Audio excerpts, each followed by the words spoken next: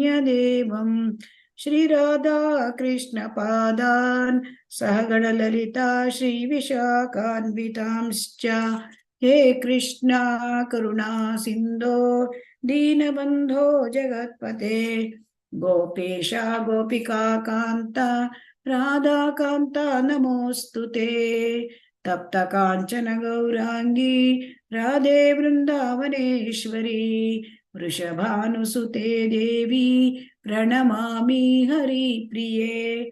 वाञ्छाकल्पतरुभ्यश्च कृपा सिन्धुभ्य एव च पतितानां पावनेभ्यो वैष्णवेभ्यो नमो नमः। जय श्री कृष्ण चैतन्य प्रभो नित्यानंद श्री अद्वैत गदाधर श्रीवासादि गौर भक्त वृंद। हरे कृष्ण कृष्ण कृष्ण हरे हरे, हरे राम राम राम हरे हरे।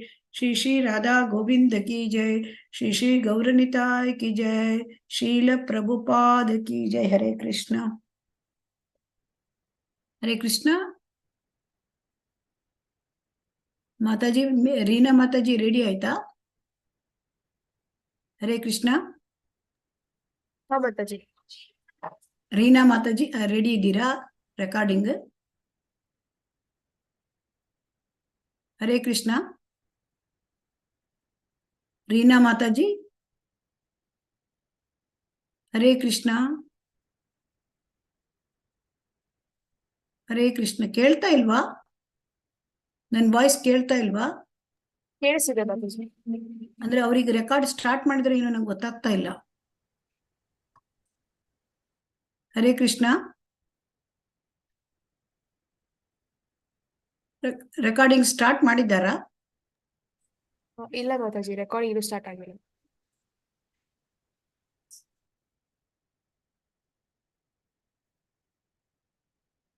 ಹರೇ ಕೃಷ್ಣ. ಏನಾಯ್ತು ಅಂತ ಗೊತ್ತಿಲ್ಲ, ಮ್ಯೂಟ್ ಆಗಿದ್ದಾರೆ ಮಾತಾಜಿ. ಹೌದು ಮಾತಾಜಿ. ಹರೇ ಕೃಷ್ಣ ಮಾತಾಜಿ. ಮಾತಾಜಿ ಹೇಳಿ ಮಾತಾಜಿ. ಆಯ್ತು, ನಿಮ್ದು ಆಯ್ತಾ ರೆಕಾರ್ಡಿಂಗ್? ಮಾತಾಜಿ ಸ್ಟಾರ್ಟ್ ಆಗಿದೆ. ಮಾತಾಜಿ ಬೇಕಾದ್ರೆ ಅದನ್ನ ಕಾಪಿ ಮಾಡ್ಕೊಂಡು ಲಿಂಕ್ ಗ್ರೂಪ್ ಅಲ್ಲಿ ಶೇರ್ ಮಾಡಬಹುದು. ಇರ್ಲಿ, ನೀವೀಗ ರೆಕಾರ್ಡಿಂಗ್ ಸ್ಟಾರ್ಟ್ ಮಾಡಿದ್ದೀರಾ? ಹಾ, ಸ್ಟಾರ್ಟ್ ಆಗಿದೆ ಮಾತಾಜಿ. ನನ್ಗೆ ಗೊತ್ತೇ ಇಲ್ಲಿ ಬರ್ಲಿಲ್ಲ ನನ್ನ ಸ್ಕ್ರೀನ್ ಮೇಲೆ. ಇಲ್ಲ, ಇಲ್ಲಿ ಬಂದಿದೆ ಮಾತಾಜಿ, ನಂದ್ರಲ್ಲಿ ಬಂದಿದೆ. ನಾನು ನಿಮ್ಗೆ ಕಳಿಸ್ತೀನಿ, ಬೇಕಾದ್ರೆ ಲಿಂಕ್ ಕಳಿಸ್ತೀನಿ. ಲಿಂಕ್ ಬೇಡ, ಈಗ ನೀವು ಯಾವ ತರ ರೆಕಾರ್ಡಿಂಗ್ ಸ್ಟಾರ್ಟ್ ಮಾಡಿದ್ದೀರಾ? ಯೂಟ್ಯೂಬ್ ಡೈರೆಕ್ಟ್ ಹೋಗ್ತಾ ಇದೆ. Okay, start. ನಂಗೆ ಕ್ಲಾಸ್ ಸ್ಟಾರ್ಟ್ ಮಾಡ್ಬೋದಾ? ಕ್ಲಾಸ್ ಸ್ಟಾರ್ಟ್ ಮಾಡಿ ಮಾತಾಜಿ. ಹರೇ ಕೃಷ್ಣ. ಎಲ್ಲರಿಗೂ ಸ್ವಾಗತ. ಪ್ರಭುಪಾದ ಲೀಲಾಮೃತ ತರಗತಿಗೆ ಸ್ವಾಗತ. ಹರೇ ಕೃಷ್ಣ.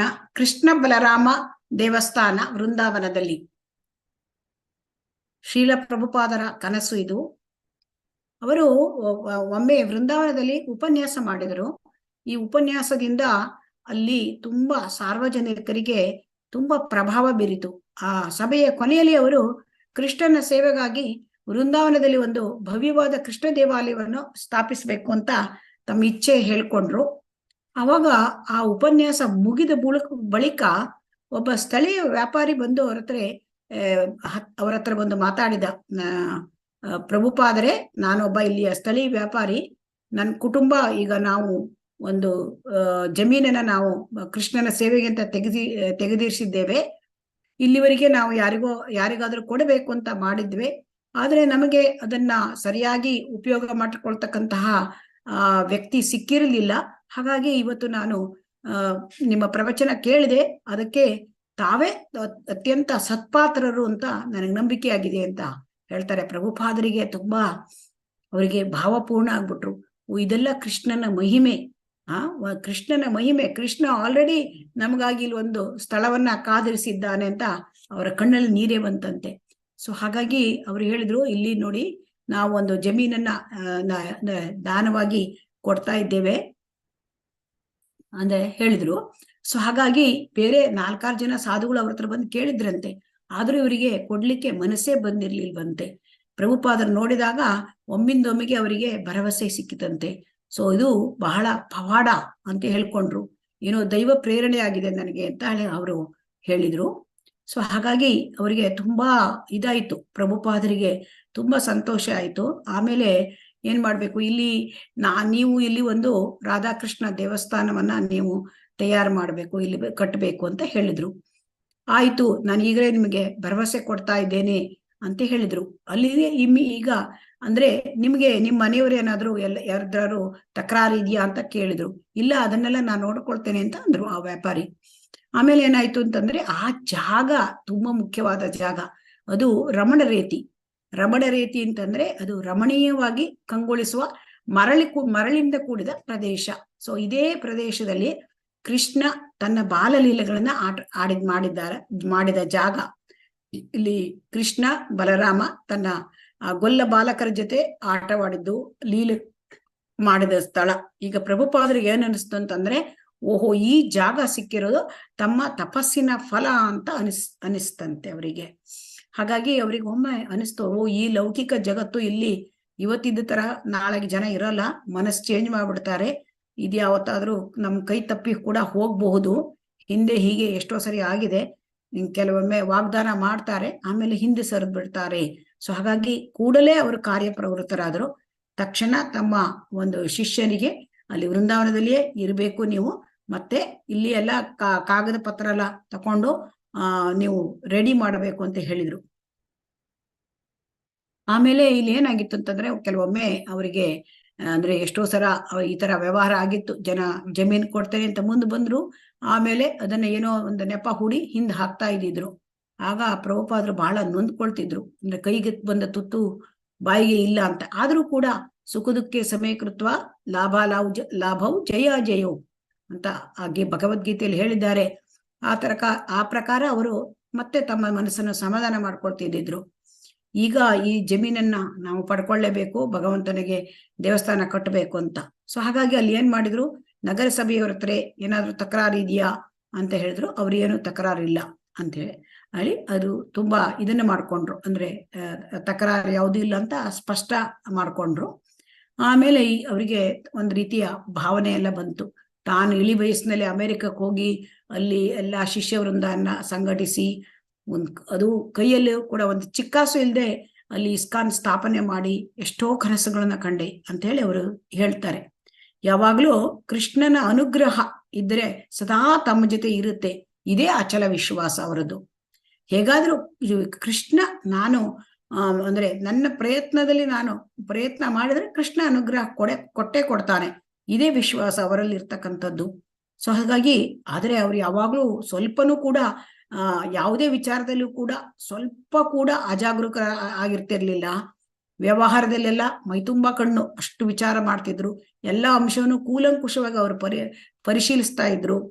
ಹಾಗಾಗಿ ಅವರಿಗೆ ಯಾವಾಗ್ಲೂ ಅವರು ತಮ್ಮ ಶಿಷ್ಯರು ಈ ರೀತಿಯಾಗಿ ಇಷ್ಟೊಂದು ವ್ಯವಹಾರ ತಜ್ಞ ಆಗಿರಲಿಲ್ಲ. ಯಾಕೆಂತಂದ್ರೆ ಅವರೆಲ್ಲ ಅಮೆರಿಕದಿಂದ ಬಂದ ಶಿಷ್ಯರುಗಳು ಹೆಚ್ಚಾಗಿದ್ದರು, ಅವರ ಆಧಾರ ಸ್ತಂಭ. ಹಾಗಾಗಿ ಇಲ್ಲಿ ಭಾರತದ ಜನರ ರೀತಿ ನೀತಿಗಳು ಯಾವುದು ಕೂಡ ಅವರಿಗೆ ಗೊತ್ತಿಲ್ಲ. ಸೊ ಹಾಗಾಗಿ ಅವರಿಗೆ ಅವ್ರ ಹತ್ರ ಇವರು ಸೇವೆ ಮಾಡ್ಕೋಬೇಕು. ಈ ರೀತಿಯ ಅಂದ್ರೆ ಭಾರತ ದೇಶದ ಯಾವ ಒಂದು ಜನರ ಯಾವ ರೀತಿ ವ್ಯವಹಾರ ಇದೆ, ಅವರ ಭಾವನೆಗಳೇನು, ಇಲ್ಲಿಯ ಪರಿಸ್ಥಿತಿ ಏನು, ಇದ್ಯಾರು ಗೊತ್ತಿಲ್ಲದೆ ಇರ್ತಕ್ಕಂತಹ ಆ ಶಿಷ್ಯರು. ಸೊ ಅವರು ಇಲ್ಲಿ ಬಂದಿರೋದು ಭಗವಂತನ ಸೇವೆಗೆ ಅಂತ ಬಂದವರು. ಸೊ ಹಾಗಾಗಿ ಅವರಿಗೆ ಈ ರೀತಿಯಾಗಿ ವ್ಯಾವಹಾರಿಕವಾಗಿ ವರ್ತಿಸೋದು ಬರೋದಿಲ್ಲ. ಹಾಗಾಗಿ ಅವರು ಏನ್ ಮಾಡೋದು, ಇವರನ್ನೇ ನಾನು ಕಟ್ಕೊಂಡು ಮಾಡ್ಬೇಕು, ಈ ರೀತಿಯಾಗಿ ಇದ್ದಿತ್ತು. ಸೊ ಹಾಗಾಗಿ ಅವರು ಭಾರತದಲ್ಲಿ ಸುಮಾರು ಸಹ ತಂಗಿದ್ರು. ಅಲ್ಲಿ 3 ದೇವಸ್ಥಾನಗಳನ್ನು ಕಟ್ಟಬೇಕು ಅಂತ. ಒಂದು ಇಲ್ಲಿ ಅಂದ್ರೆ ಈ ವೃಂದಾವನದಲ್ಲಿ ಕೃಷ್ಣ ಬಲರಾಮ ದೇವಸ್ಥಾನ, ಆಮೇಲೆ ಇದರಲ್ಲಿ ಅಂದ್ರೆ ಮುಂಬೈಯಲ್ಲಿ ರಾಸ್ ಬಿಹಾರಿ ದೇವಸ್ಥಾನ, ಆಮೇಲೆ ಮಾಯಾಪುರದ ದೇವಸ್ಥಾನ. ಇಷ್ಟಕ್ಕಾಗಿ ಅವರಿಗೆ ಇದು ತುಂಬಾ ಈ 3 ದೇವಸ್ಥಾನಗಳು ಅವ್ರು ಕಟ್ಟಲೇಬೇಕು ಅಂತ ಇತ್ತು. ಹಾಗಾಗಿ ಅವರು ಈ ರೀತಿಯಾಗಿ ಅವರಿಗೆ ಹೇಗೆ ಕಾಣ್ತಿತ್ತು ಅಂತಂದ್ರೆ, ವೃಂದಾವನದಲ್ಲಿ ದಿವ್ಯವಾದ ಒಂದು ಬಲರಾಮ ಮಂದಿರ, ಕೃಷ್ಣ ಬಲರಾಮ ಮಂದಿರವನ್ನ ಕಟ್ಕೋಬೇಕು. ಯಾಕೆ ಅಂತಂದ್ರೆ ಇಲ್ಲಿ ಯಾವ ರೀತಿ ಮಾದರಿ ಕಟ್ಟಬೇಕು ಅಂತಂದ್ರೆ, ಅವರು ಎಲ್ಲ ವಿಚಾರನು ಡೀಟೇಲ್ ಆಗಿ ಮಾಡ್ತಾ ಇದ್ರು. ಹೇಗೆ ಕೇಳಿದ್ರೆ, ಈ ವೃಂದಾವನದ ದೇವಸ್ಥಾನವನ್ನು ಯಾವ ರೀತಿ ಮಾದರಿ ಮಾಡ್ಬೇಕು ಅಂದ್ರೆ, ರೂಪ ಗೋಸ್ವಾಮಿಯರು 100 ವರ್ಷದ ಹಿಂದೆ ಅಲ್ಲಿ ಗೋವಿಂದಜಿ ದೇವಸ್ಥಾನವನ್ನ ಮಾಡಿದ್ದಾರೆ. ಸೊ ಅದೇ ತರಹ ಇಲ್ಲಿ ಕೂಡ ಮಾಡ್ಬೇಕು. ಅಂದ್ರೆ ಮುಂದಗಡೆ ತುಂಬಾ ಅಂಗಳ ಇರಬೇಕು, ಕೆತ್ತನೆಯ ಕೆಲಸದ ಮಾಡಿರ್ತಕ್ಕಂಥ ಕಮಾನುಗಳು ಇರಬೇಕು. ಇದೆಲ್ಲ ವಿಚಾರಗಳನ್ನು ಅವರು ಮನಸ್ಸಲ್ಲಿ ಇಟ್ಕೊಂಡಿದ್ರು. ಸೊ ಹಾಗಾಗಿ ಅವರಿಗೆ ಕಾಣ್ತಿತ್ತು ಇಲ್ಲಿ ಕೃಷ್ಣ ಬಲರಾಮ ಮಂದಿರ ಈ ಒಂದು ಮೇನ್ ರೋಡ್ ಅಲ್ಲಿ ಇತ್ತಂತೆ ಈ ದೇವಸ್ಥಾನ. ಸೊ ಹಾಗಾಗಿ ಅವರಿಗೆ ಏನಾಗುತ್ತೆ ಅಂದ್ರೆ ಈ ಜಾಗ, ಸೊ ಅದು ದೆಹಲಿಯಿಂದ ಎಲ್ಲ ಜನ ಅಂದ್ರೆ ಬರ್ತಾ ಇರ್ತಿದ್ರು, ಎಲ್ಲ ಪ್ರವಾಸಿಗರು ಅವರೆಲ್ಲ ಇಲ್ಲಿ ಉಳ್ಕೋಬೇಕು ಅಂದ್ರೆ ಈ ಕೃಷ್ಣನ ಈ ಪವಿತ್ರ ವಾತಾವರಣ ಇಲ್ಲಿ ಅವರು ಕೃಷ್ಣ ಅಂದ್ರೆ ಭಗವಂತನ ಒಂದು ಪ್ರಸಾದವನ್ನ ತಿನ್ಬೇಕು, ಅಖಂಡ ಹರೇ ಕೃಷ್ಣ ಸಂಕೀರ್ತನೆ ಆಗ್ಬೇಕು, ಇಲ್ಲಿ ನಿತ್ಯ ವಿಜೃಂಭಣೆ ಕೃಷ್ಣ ಪೂಜೆ ಆಗ್ಬೇಕು, ಇದು ಒಂದು ಭಕ್ತಿ ಸಾಮ್ರಾಜ್ಯ ನಿರ್ಮಾಣ, ಈ ತರದ್ದೆಲ್ಲ ಅವರು ವಿಚಾರ ಮಾಡ್ತಾ ಇದ್ರು. ಇಂತಹ ದೇವಾಲಯ ಎಲ್ಲಾ ಕಡೆ ನಿರ್ಮಾಣ ಆದ್ರೆ ಅಂದ್ರೆ ಭೂಲೋಕವೇ ಸ್ವರ್ಗ ಆಗ್ಬಿಡತ್ತೆ, ಇದಾಗ್ಬಿಡತ್ತೆ, ಅಂದ್ರೆ ಭೂಲೋಕವೇ ಒಂದು ಕೃಷ್ಣಲೋಕ ಆಗ್ಬಿಡತ್ತೆ ಅಂತ ಅವರು ಮನಸ್ಸಲ್ಲಿ ಮಾಡ್ತಾ ಇದ್ರು. ಈ ತರ ವಿಚಾರ ಎಲ್ಲ ಮಾಡ್ತಾ ಇದ್ರು ದೇವಸ್ಥಾನ. ಸೊ ಹಾಗಾಗಿ ವೃಂದಾವನದ ತುಂಬಾ ಸಾವಿರಾರು ರಾಧಾಕೃಷ್ಣ ದೇಗುಲಗಳೇ, ಆದ್ರೆ ಇಲ್ಲಿ ಪ್ರಭುಪಾದರು ಕೃಷ್ಣ ಬಲರಾಮ ದೇವಸ್ಥಾನವನ್ನ ನಿರ್ಮಿಸ್ಲಿಕ್ಕೆ ಒಂದು ಕಾರಣ ಇತ್ತು. ಯಾಕಂದ್ರೆ ಈ ರಮಣರೇತಿ ಭೂಮಿಯಲ್ಲಿ ಕೃಷ್ಣ ಬಲರಾಮರು ಬಾಲಲೀಲಾ ಭೂಮಿ. ಸೊ ಹಾಗಾಗಿ ಇಲ್ಲಿ 5,000 ವರ್ಷದ ಹಿಂದೆ ರಮಣರೇತಿ ಹೇಗಿತ್ತೋ ಹಾಗೆ ಇಲ್ಲೂ ಕೂಡ ಏನು ಬದಲಾವಣೆ ಇರಲಿಲ್ಲ. ಅವರು ಆ ಟೈಮಲ್ಲಿ ಎಲ್ಲಾ ಕಡೆಗೂ ನವಿಲುಗಳ ಗುಂಪಿರ್ತಿತ್ತು, ಆಮೇಲೆ ಪಾರಿವಾಳಗಳು ಇರ್ತಿತ್ತು, ಅಲ್ಲಿ ತುಂಬಾಗಿ ಕೋಗಿಲೆಗಳು ಅಂದ್ರೆ ತುಂಬಾ ಚೆನ್ನಾಗಿ ಹಾಡು ಆ ಒಂದು ಧ್ವನಿ ಇರ್ತಂತ ಕೋಗಿಲೆಗಳ ಇಂಚಿರ ಇರ್ತಾ ಇತ್ತು. ಗಿಣಿಗಳೆಲ್ಲ ಮರದಿಂದ ಮರಕ್ಕೆ ಹಾರಾಡ್ತಿತ್ತು, ಅಷ್ಟು ಚಲೋ ದೃಶ್ಯ ಆ ಏರಿಯಾ. ಸೊ ಹಾಗಾಗಿ ಅವರಿಗೆ ಹಿಂದಿನ ರಮಣ ರೀತಿ ಈಗಿನ ರಮಣ ರೀತಿಗೂ ವ್ಯತ್ಯಾಸವೇ ಕಾಣಲಿಲ್ಲ. ಆಮೇಲೆ ಬಲರಾಮ ಅಂತಂದ್ರೆ ಅವನು ಕೃಷ್ಣನ ಒಂದು ಎಕ್ಸ್ಪಾನ್ಷನ್, ವಿಸ್ತರಣೆ. ಸೊ ಹಾಗಾಗಿ ಬಲರಾಮ ಅಂದ್ರೆ ಗುರು. ಸೊ ಹಾಗಾಗಿ ಆಧ್ಯಾತ್ಮಿಕ ಶಕ್ತಿಯ ಕೇಂದ್ರ. ಭಕ್ತರಲ್ಲಿ ಶಕ್ತಿಹೀನತೆ ಆದ್ರೆ ಆ ಬಲಶಾಲಿ ಕೊಡ್ತಕ್ಕಂಥ ಸಂಕೇತ ಬಲರಾಮ. ಹಾಗಾಗಿ ಅವರು ಕೃಷ್ಣ ಬಲರಾಮ ದೇವಸ್ಥಾನ ಕಟ್ಟಬೇಕು ಅಂತ ಮನಸ್ಸು ಮಾಡಿದ್ರು. ಆಗ ದೇವಾಲಯ ನಿರ್ಮಾಣ ವಿಳಂಬ ಆಗ್ತಾ ಇದೆ.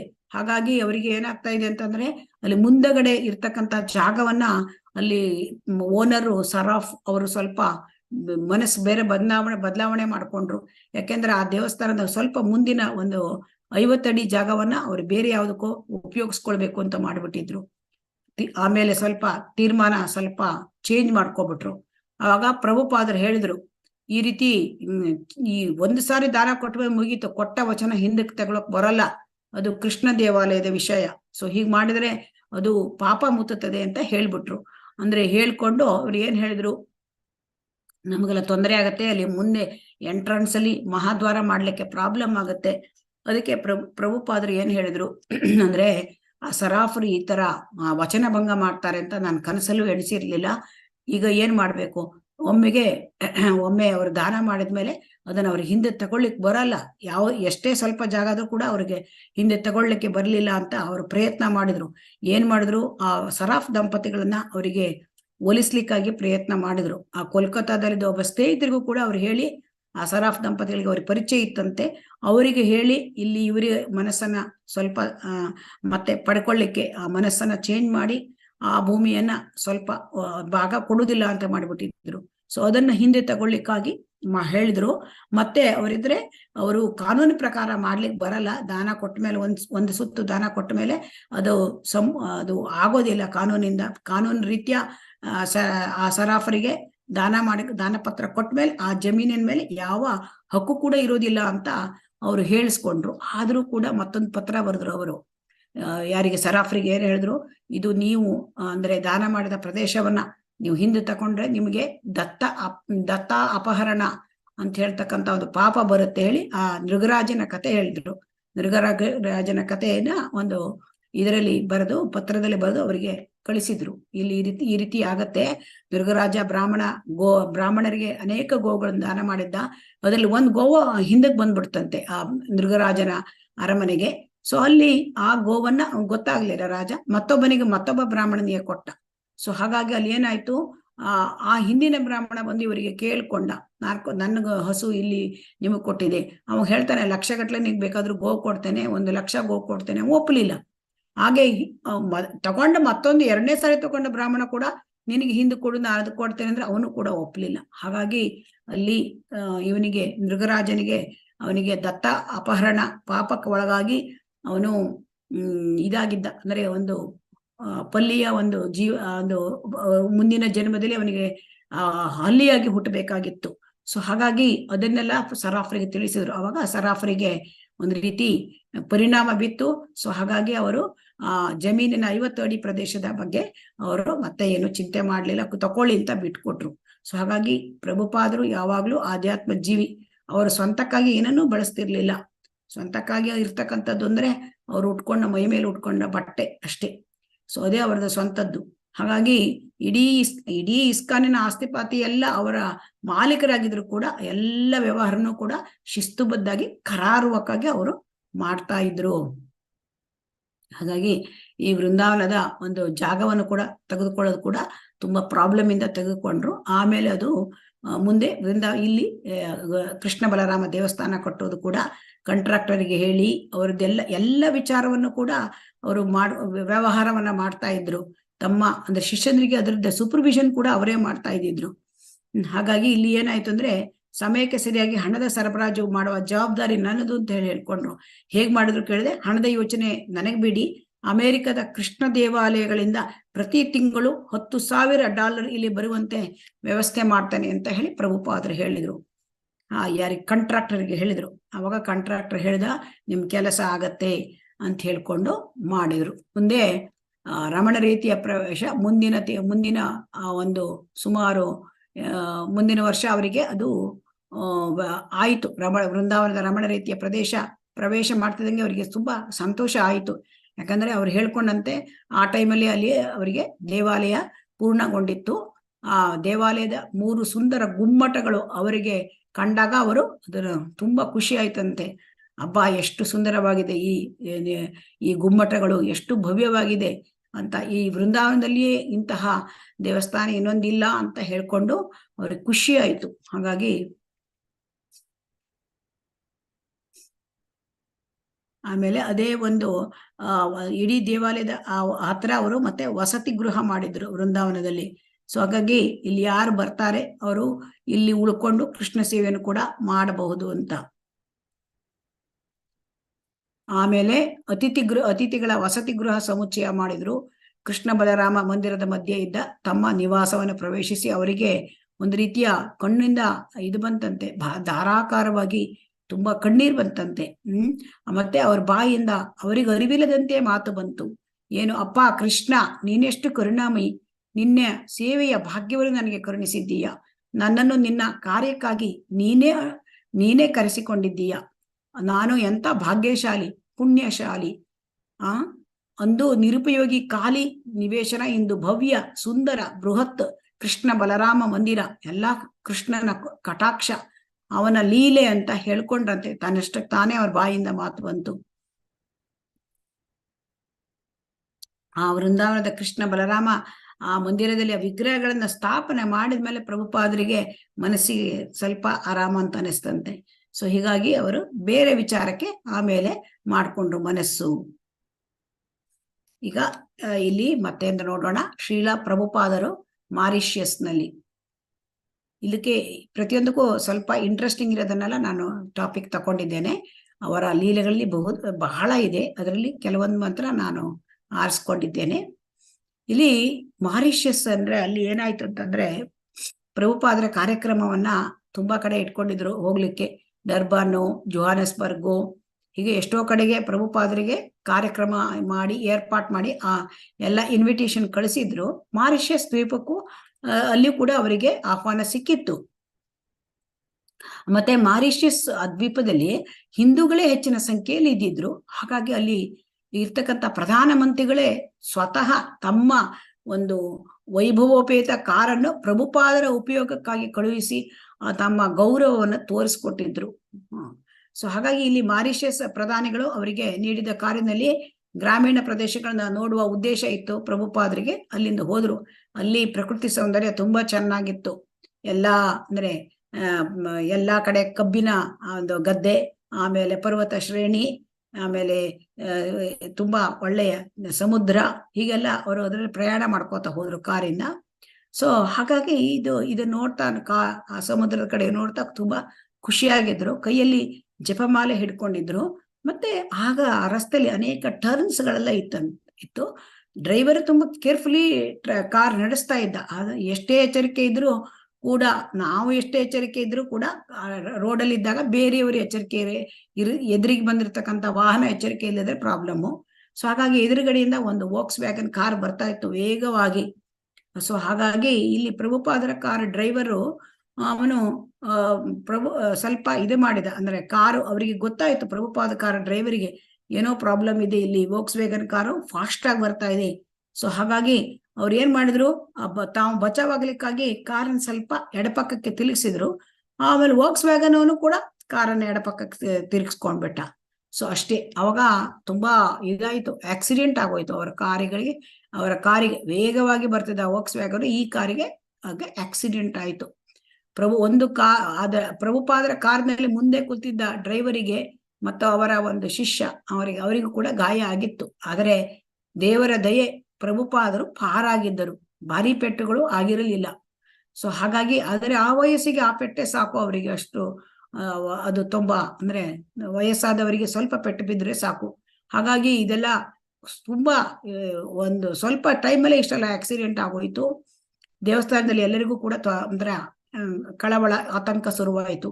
ಯಾಕೆ ಹೀಗೆ ತಡ ಆಯ್ತು, ಯಾಕೆ ಹೀಗೆಲ್ಲ ಅವರ ಶಿಷ್ಯರೆಲ್ಲ ತುಂಬಾ ಚಿಂತೆ ಮಾಡ್ತಾ ಇದ್ರು, ಬರ್ಲಿಲ್ಲ ಅಂತ. ಆಮೇಲೆ ಪ್ರಭುಪಾದರು ಬಂದ್ರು. ಆದ್ರೆ ಆ ಕಾರಿಂದ ಏನಾಗಿತ್ತು, ಬಂದಾಗ ಅಲ್ಲಿ ಅವರಿಗೆಲ್ಲ ಪ್ರಭುಪಾದರ ಮೈಯೆಲ್ಲ ರಕ್ತ ಸಿಕ್ತಾಗಿತ್ತು, ಮುಖ ಅಲ್ಲ, ಕಾಲಿಗೂ ಸ್ವಲ್ಪ ಪೆಟ್ಟಾಗಿತ್ತು. ಹಾಗಾಗಿ ಅವ್ರು ಕೋಲು ಉರ್ಕೊಂಡು ನಿಧಾನವಾಗಿ ಹೆಜ್ಜೆ ನಡ್ಕೋತಾ ಬಂದ್ರು. ಸೊ ಹಾಗಾಗಿ ಇಲ್ಲಿ ಅವರ ಕೈ ಕಾಲುಗಳಿಗೆಲ್ಲ ಪೆಟ್ಟಾಗಿತ್ತು.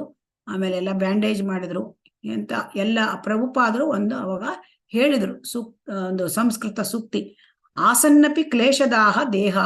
ಅಂದ್ರೆ ಈ ಭೌತಿಕ ಶರೀರವನ್ನ ನಾವು ಒಪ್ಪಿಕೊಳ್ತಾ ಇದ್ದಂಗೆ ಕ್ಲೇಶ ಎಂಬುದು ಅನಿವಾರ್ಯ. ಈ ದೇಹಕ್ಕೆ ಕ್ಲೇಶಗಳು ಬಂದೇ ಬರುತ್ತೆ, ಯಾರನ್ನೂ ಬಿಡಲ್ಲ. ಸೊ ಹಾಗಾಗಿ ದೇಹಕ್ಕೆ ಬಾಧೆಗಳು, ತೊಂದರೆಗಳು ಬರ್ತಕ್ಕಂಥದ್ದು, ಅದು ಯಾವತ್ತೂ ತಪ್ಪಿದ್ದಲ್ಲ.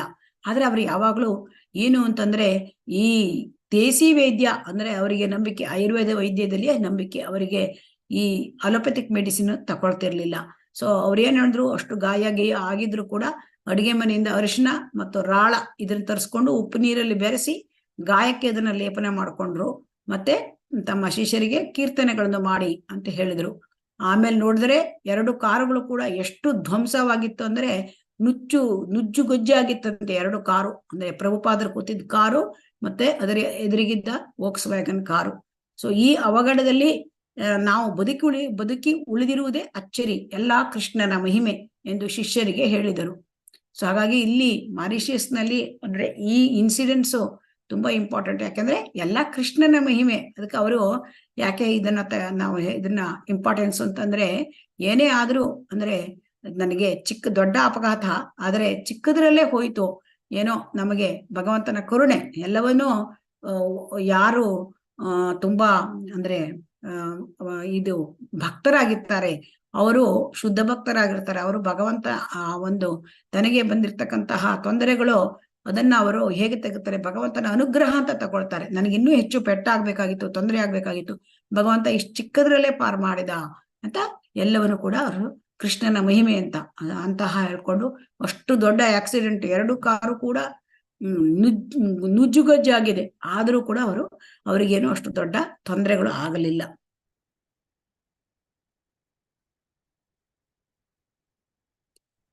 ಆಮೇಲೆ ಇಲ್ಲಿ ಮತ್ತೊಂದು ವಿಚಾರ, ಪ್ರಭುಪಾದರು ತಮ್ಮ ಶಿಷ್ಯಂದಿರುಗಳಿಗೆ ಹೇಗೆ ಅವರು ವ್ಯವಹಾರ ಮಾಡ್ತಿದ್ರು ಅಂತ ಇಲ್ಲಿ ಒಂದು ವಿಚಾರ.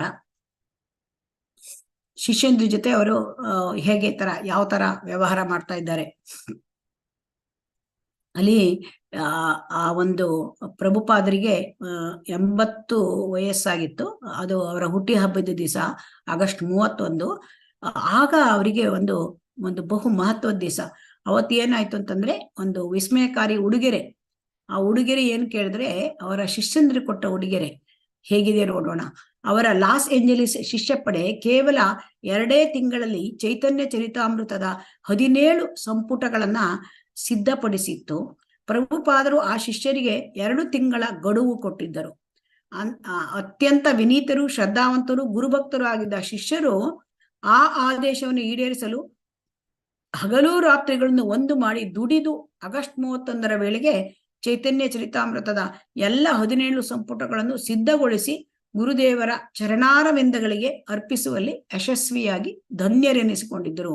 ಸೊ ಹಾಗಾಗಿ ಅವತ್ತು ಏನಾಯ್ತು, ಆ ಶಿಷ್ಯಂದಿರು, ಆ ಲಾಸ್ ಏಂಜಲ್ಸಿನ ಶಿಷ್ಯಂದಿರು ಅಂದ್ರೆ 2 ತಿಂಗಳಲ್ಲಿ ಹಗಲು ರಾತ್ರಿ ಕೆಲಸ ಮಾಡಿದ್ದಾರೆ ಆ ಚೈತನ್ಯ ಚರಿತಾಮೃತ ಸಂಪುಟವನ್ನ ಸಿದ್ಧ ಮಾಡ್ಲಿಕ್ಕೆ, 17 ಸಂಪುಟವನ್ನ. ಅಂದ್ರೆ ಅವರು ಕೊಟ್ಟ ಟೈಮಲ್ಲಿ ಮಾಡಿದ್ದಾರೆ. ಪ್ರಭುಪಾದರು ಕೊಟ್ಟ 2 ತಿಂಗಳ ಟೈಮಲ್ಲಿ ಮಾಡಿದ್ದಾರೆ. ಅಂದು ಪ್ರಭುಪಾದರು ಕೃಷ್ಣ ಪೂಜೆಯನ್ನು ಮುಗಿಸಿ ತಮ್ಮ ಆಸನದಲ್ಲಿ ಕುಳಿತಿದ್ದಾಗ ಅಲ್ಲಿಗೆ ಆಗಮಿಸಿದ್ದ ಶಿಷ್ಯನೊಬ್ಬ ಅವರ ಕೈಗಳಿಗೆ ಕೊನೆಯ 6 ಸಂಪುಟಗಳನ್ನು ಮುಟ್ಟಿಸಿದ. ಮಿಕ್ಕವನ್ನು, ಆ ಚೈತನ್ಯ ಚರಿತಾಮೃತ ಮಿಕ್ಕ ಸಂಪುಟಗಳನ್ನು ಮೊದಲೇ ಅವರು ಪಡೆದುಕೊಂಡಿದ್ರು. ಆಗ ಪ್ರಭುಪಾದರಿಗೆ ತುಂಬಾ ಸಂತೋಷ ಆಯ್ತಂತೆ. ಲಾಸ್ ಏಂಜಲೀಸಿನ ಆ ಶಿಷ್ಯ ವರ್ಗದ ಮುಖ್ಯ ಒಂದು ತಂಡದ ಮುಖ್ಯಸ್ಥ ರಾಮೇಶ್ವರ. ಸೊ ಆ ರಾಮೇಶ್ವರ ಮತ್ತು ಅವನ ತಂಡದ ಬಗ್ಗೆ ಗುರುಗಳಿಗೆ, ಪ್ರಭುಪಾದರಿಗೆ ತುಂಬಾ ಪ್ರೀತಿ ಉಕ್ಕಿ ಬಂತಂತು. ಗದ್ಗದಿತರಾಗಿ ಸುತ್ತಲಿದ್ದ ಶಿಷ್ಯರಿಗೆ, ಧನ್ಯ ಧನ್ಯ ರಾಮೇಶ್ವರ, ಧನ್ಯ. ಈ ಸಂಪುಟಗಳನ್ನು ಸಿದ್ಧಗೊಳಿಸಿದ ಶಿಷ್ಯ ವೃಂದ ಧನ್ಯ. ನೀವೆಲ್ಲರೂ ಶ್ರೀಕೃಷ್ಣನ ಪರಮ ಕೃಪೆಗೆ ಪಾತ್ರರಾಗುವುದಲ್ಲಿ ಸಂದೇಹ ಇಲ್ಲ. ಗುರುವಿನ ಆಶಯಗಳನ್ನು ಪೂರೈಸುವ ಇಂತಹ ಶಿಷ್ಯರಿರುವಾಗ ಗುರುವಿಗೆ ಜಗತ್ತಿನಲ್ಲಿ ಯಾವುದು ತಾನೇ ಅಸಾಧ್ಯ. ನಾನು ಇನ್ನು ನನ್ನ ಪ್ರವಾಸಗಳನ್ನೆಲ್ಲ ಇಲ್ಲಿ ಸಾಕ್ ಮಾಡಿ ವೃಂದಾವನದಲ್ಲಿ ಕುಳಿತು ಅನುವಾದ ಕಾರ್ಯ ಮಾಡ್ತೇನೆ ಅಂತ ಹೇಳ್ಬಿಟ್ರು. ಸೊ ಹಾಗಾಗಿ ಅವರಿಗೆ ತುಂಬಾ ಆಶೀರ್ವಾದ ಮಾಡಿದ್ದಾರೆ. ಅಂದ್ರೆ, ನನ್ನ ಪ್ರೀತಿಯ ರಾಮೇಶ್ವರ ಮತ್ತು ಸಂಗಡಿಗರೇ, ನೀವೆಲ್ಲರೂ ಪುಸ್ತಕ ಪ್ರಕಾಶನ ಹಾಗೂ ವಿತರಣೆಯ ಕಾರ್ಯವನ್ನು ಗಂಭೀರವಾಗಿ ತೆಗೆದುಕೊಂಡಿರುವುದನ್ನು ಕಂಡು ನನ್ನ ಹೃದಯ ತುಂಬಿ ಬರುತ್ತಾ ಇದೆ. ಇದೇ ನಮ್ಮ ಯಶಸ್ಸಿನ ಗುರುತು. ಈ ಕೆಲಸವನ್ನು ನೀವು ಚೆನ್ನಾಗಿ ಮಾಡಿದ್ದೀರಿ. ಆ ಕೆಲಸ ಆಗಬೇಕೆಂಬುದು ನಮ್ಮ ಗುರು ಮಹಾರಾಜರ ಇಚ್ಛೆ. ಅದನ್ನು ನೀವು ನೆರವೇರಿಸಿದ್ದೀರಿ. ನಮ್ಮ ಗುರು ಮಹಾರಾಜರಿಗೆ ಇಂದು ಬಹಳ ಸಂತೋಷವಾಗಿ ನೀವು ಅವರ ವಿಶೇಷ ಕೃಪೆಗೆ ಪಾತ್ರರಾಗುವಿರಿ. ನಿಮ್ಮ ಈ ಶ್ರೇಷ್ಠ ಕೆಲಸದಿಂದ ನೀವು ಭಗವದ್ಧಾಮವನ್ನು ಸೇರ್ತೀರಿ. ನೋಡಿ ಎಷ್ಟು ಖುಷಿಯಾಗಿದೆ. ಅವರು ಆ ಶಿಷ್ಯ ವೃಂದಕ್ಕೆ ಹೇಳ್ತಾರೆ, ನನ್ನದೊಂದೇ ಇದಲ್ಲ, ನನ್ನ ಗುರುಗಳು ಭಕ್ತಿ ಸಿದ್ಧಾಂತ ಸರಸ್ವತಿ ಅವರಿಗೆ ಖುಷಿಯಾಗಿದೆ. ಈ ರೀತಿ ಪುಸ್ತಕಗಳನ್ನ ನೀವು ಇಷ್ಟು ಬೇಗ ಮುದ್ರಣ ಕಾರ್ಯ, ಪ್ರಕಾಶನ ಇದನ್ನೆಲ್ಲ ಮಾಡಿದ್ದೀರಿ. ಹಾಗಾಗಿ ಅವರು ತುಂಬಾ ಖುಷಿಯಾಗಿ, ನಮ್ಮ ಗುರುಗಳ ಕೃಪೆಗೂ ಕೂಡ ನೀವು ಪಾತ್ರರಾಗಿದ್ದೀರಿ, ಮತ್ತೆ ನೀವು ಇಂತಹ ಶ್ರೇಷ್ಠ ಕೆಲಸ ಮಾಡಿದ್ದೀರಿ, ಇದರಿಂದ ನೀವು ಭಗವದ್ಧಾಮವನ್ನು ಸೇರ್ತೀರಿ ಅಂತಂದ್ರು. ಹಾಗಾಗಿ ತಮ್ಮ ಶಿಷ್ಯರು ತಮ್ಮ 80ನೇ ಹುಟ್ಟು ಹಬ್ಬಕ್ಕೆ ನೀಡಿದ ಅಮೂಲ್ಯ ಉಡುಗೊರೆ ಅದು ಪ್ರಭುಪಾದರಿಗೆ ಅತೀವ ಸಂತೃಪ್ತಿ, ಅವರಿಗೆ ಖುಷಿ ಆಗಿತ್ತು. ಧನಕನಕ ರತ್ನಾಭರಣಗಳು ಅವರಿಗೆ ಏಕೆ ಬೇಕು? ಅವರಿಗೆ ಬೇಕಾದ್ದೆಲ್ಲ ತಮ್ಮ ಜೀವನ ಧ್ಯೇಯದೆಡೆಗೆ ಸಾಗಲು ಸಹಾಯ ಮಾಡುವಂತಹ ಸಂಗತಿಗಳು. ಭಾಗವತ, ಚೈತನ್ಯ ಚರಿತಾಮೃತ, ಭಗವದ್ಗೀತೆಗಳೇ ಸಾಧನಗಳು. ಇವುಗಳ ಉಡುಗೊರೆಗಿಂತ ಇನ್ಯಾವ ಉಡುಗೊರೆ ತಾನೇ ಅವರಿಗೆ ಸಂತೋಷ ಉಂಟು ಮಾಡ್ತಿತ್ತು. ಸೊ ಅವರಿಗೆ ಯಾವಾಗಲೂ ಬೇರೆ ಯಾವ ಒಂದು ಐಹಿಕದ ವಿಚಾರವೂ ಇಲ್ಲ. ಯಾವಾಗಲೂ ಪುಸ್ತಕ, ಆ ಪುಸ್ತಕಗಳು ಅದು ತುಂಬಾ ಇಂಪಾರ್ಟೆಂಟ್ ಅಂತ ಹೇಳ್ತಾ ಇದ್ರು. ಪುಸ್ತಕ ಪ್ರಭುಪಾದರಿಗೆ ಕೃಷ್ಣ ಮಹಿಮೆಯನ್ನು ಸಾರುವ ಪುಸ್ತಕಗಳ ಹುಚ್ಚೇ ಹಿಡಿದಿತ್ತು. ಪುಸ್ತಕಗಳೆಂದರೆ ಜ್ಞಾನಕೋಶಗಳಲ್ಲವೇ? ಸೊ ಪುಸ್ತಕಗಳು ಜ್ಞಾನ, ಭಕ್ತಿ, ವೈರಾಗ್ಯಗಳ ಪ್ರಸಾರವನ್ನು ಮಾಡುವಷ್ಟು ಪರಿಣಾಮಕಾರಿಯಾಗಿ ಬೇರೆ ಯಾವುದೂ ಮಾಡೋದಿಲ್ಲ ಹೇಳ್ತಕ್ಕಂಥ ನಂಬಿಕೆ ಅವರಿಗಿತ್ತು. ಅವರಿಗೇನೋ ತುಂಬಾ ಪುಸ್ತಕ ಬರೀಲಿಕ್ಕೆ ಇನ್ನೂ ಹೆಚ್ಚು ತೊಡಗಿಸ್ಕೊಳ್ಬೇಕು ತನ್ನನ್ನ ಅಂತ ಬಯಕೆ ಇತ್ತು.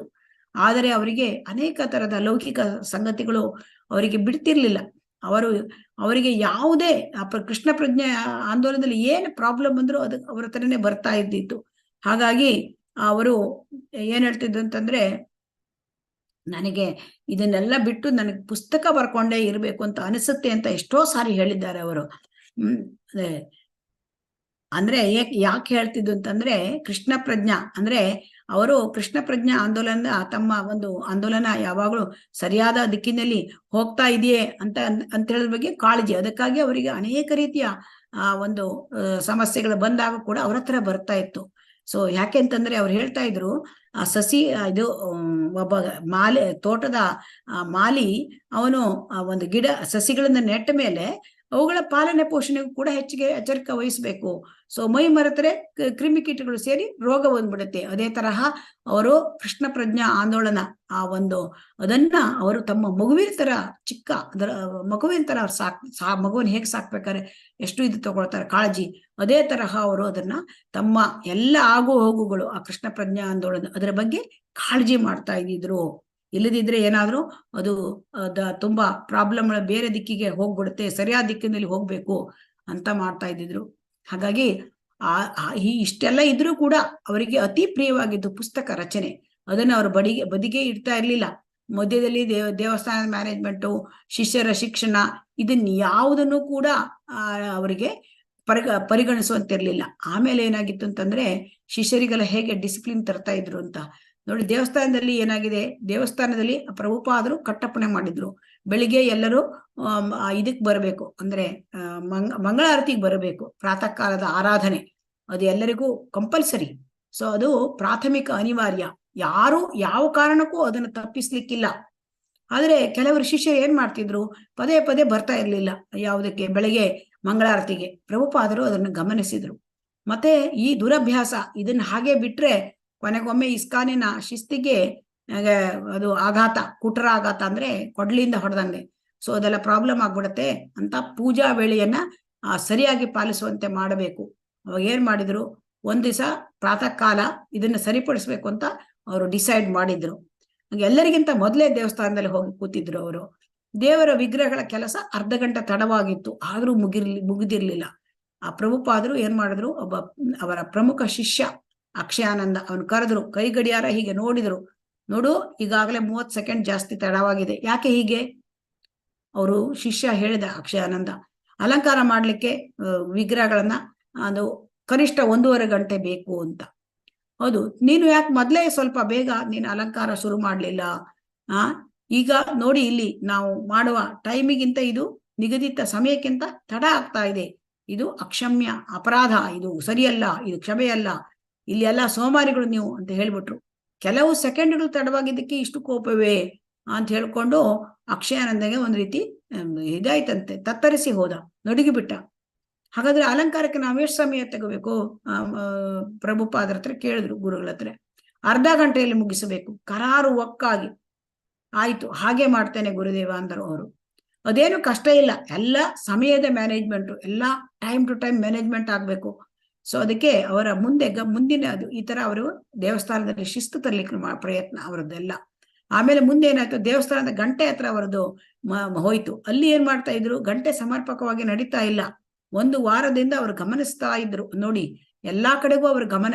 ಸೊ ಹಾಗಾಗಿ ಅಲ್ಲಿ ಒಬ್ಬ ಶಿಷ್ಯನ್ ಕರೆದ್ರು, ಆ ಗುಣಾರ್ಣವ ಅಂತ. ಅವನಿಗೆ ಅಲ್ಲಿ ಗಂಟೆ ಜವಾಬ್ದಾರಿ ಇತ್ತು. ಸೊ ಹಾಗಾಗಿ ಅವ್ರು ಹೇಳಿದ್ರು, ಪ್ರತಿ ಅರ್ಧ ಗಂಟೆಗೆ ಸರಿಯಾಗಿ ಒಮ್ಮೆ ಘಂಟಾನಾದ ಆಗ್ಬೇಕು, ಇಲ್ಲ ಅಂತಂದ್ರೆ ಸರಿಯಾಗಿ ನಡೆಯೋದಿಲ್ಲ ಕೆಲಸಗಳು. 1 ಗಂಟೆ ಸರಿಯಾಗಿದ್ರೆ ಗಂಟೆಗೆ ತಕ್ಕಂತೆ ಮಿಕ್ಕೆಲ್ಲ ಕೆಲಸಗಳು ಸರಿಯಾದ ಮಾರ್ಗದಲ್ಲಿ ಇದೆ ಅಂತ.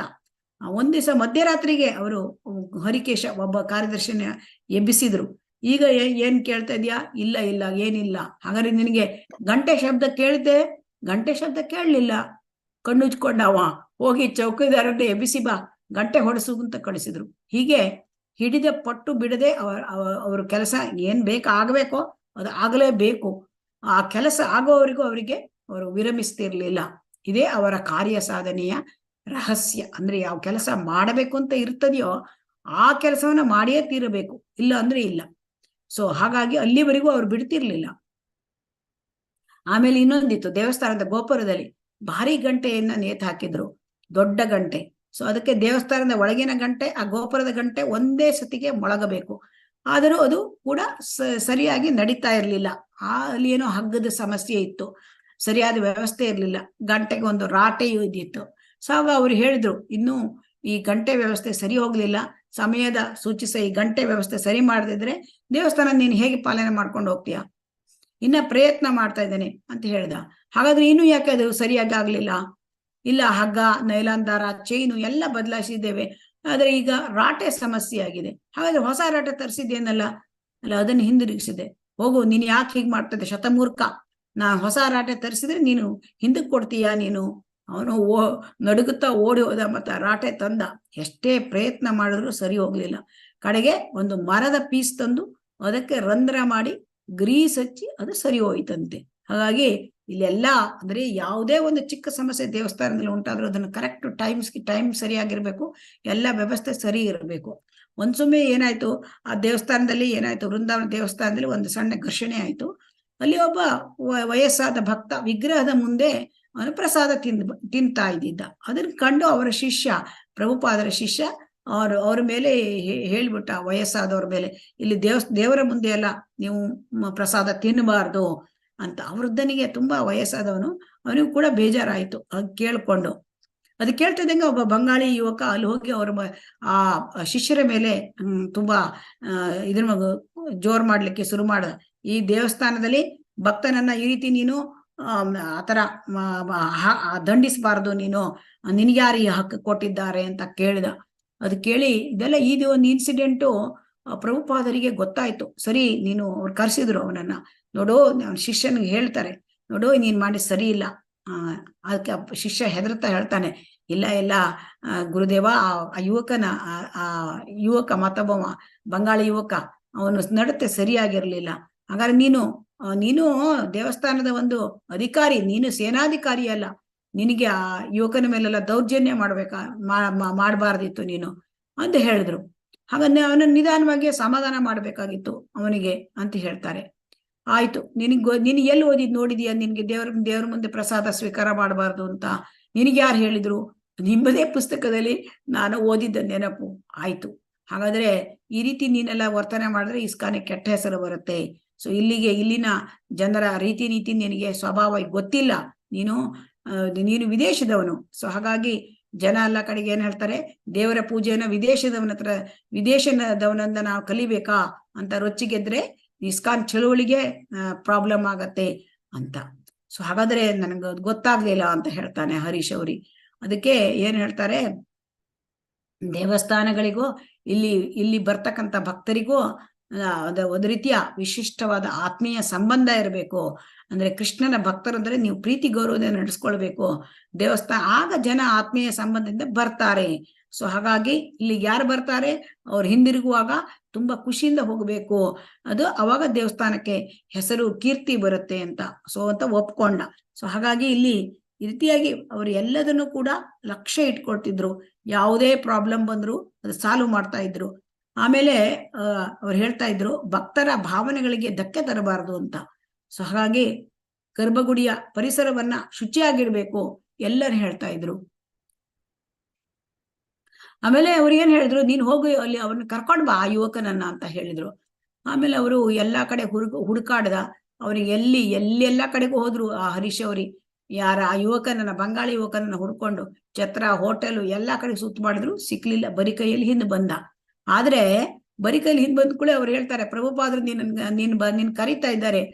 ಒಂದ್ ಮನೆ ಹೆದರಿಕೆ ಆದಂಗ ಆಯ್ತು, ಅಲ್ಲಿ ಪ್ರಭುಪಾದ್ರು ಏನ್ ಮಾಡ್ತಾರೋ ನನಗೆ ಅಂತ. ಆಮೇಲೆ ಎಲ್ಲಿ ಆ ಹುಡುಗ, ಬಂಗಾಳಿ ಹುಡುಗ ತಂದಿದೀಯಾ? ಇಲ್ಲ ಅಂದ. ಆಮೇಲೆ ಮರುಕ್ಷಣವೇ ಆ ಯುವಕ, ಬಂಗಾಳಿ ಯುವಕನ ಅಲ್ಲಿ ಬಂದು ನಿಂತು ಬಿಟ್ಟ. ಹೇಗೆ? ಹರೇ ಕೃಷ್ಣ ಅಂದ. ಪ್ರಭುಪಾದ್ರು ಅವ್ರನ್ನ ಕರ್ಸ್ಕೊಂಡಿದ್ರಂತೆ. ಹೀಗಾಗಿ ಅವ್ರು ಕರ್ಸ್ಕೊಂಡು ಅವ್ರ ಹತ್ರ ಏನ್ ಹೇಳ್ತಾರೆ, ನೀನು ಹರೀಶ್ ಅವ್ರ ಶಿಷ್ಯನ ಹತ್ರ ಹೇಳ್ತಾರೆ, ನೋಡು ನೀನು ಬೆಳಗ್ಗೆ ಈ ಬಂಗಾಳಿ ಈ ಯುವಕನನ್ನ ನೀನು ಸ್ವಲ್ಪ ಸಿಡಿಮಿಡಿ ಮಾಡಿದ್ದೀಯಾ, ನೀನೀಗ ಅವನಿಗೆ ಹಣ್ಣು ಬುಟ್ಟಿ ಕೊಡು ಮತ್ತೆ ಅಂತ ಹೇಳ್ದ. ಸೊ ಕೊಡಿಸಿದ್ರು ಹಣ್ಣಿನ ಬುಟ್ಟಿ. ಆಮೇಲೆ ಹರೀಶ್ ಅವ್ರಿ ಅದನ್ನ ಯುವಕನಿಗೆ ನೀಡಿ ಆಮೇಲೆ ನಗುತ್ತಾ ಅವನನ್ನು ಆಲಿಂಗನೆ ಮಾಡ್ಕೊಂಡ. ಸೊ ಹಾಗಾಗಿ ಇಲ್ಲಿ ಪ್ರಭುಪಾದರು ಎಲ್ಲ ತಮ್ಮ ಶಿಷ್ಯರಿಗೆ ನಡತೆ, ಆಮೇಲೆ ಆ ದೇವಸ್ಥಾನದಲ್ಲಿ ಡಿಸಿಪ್ಲೀನು ಎಲ್ಲ ನೋಡ್ಕೊಳ್ತಾ ಇದ್ರು.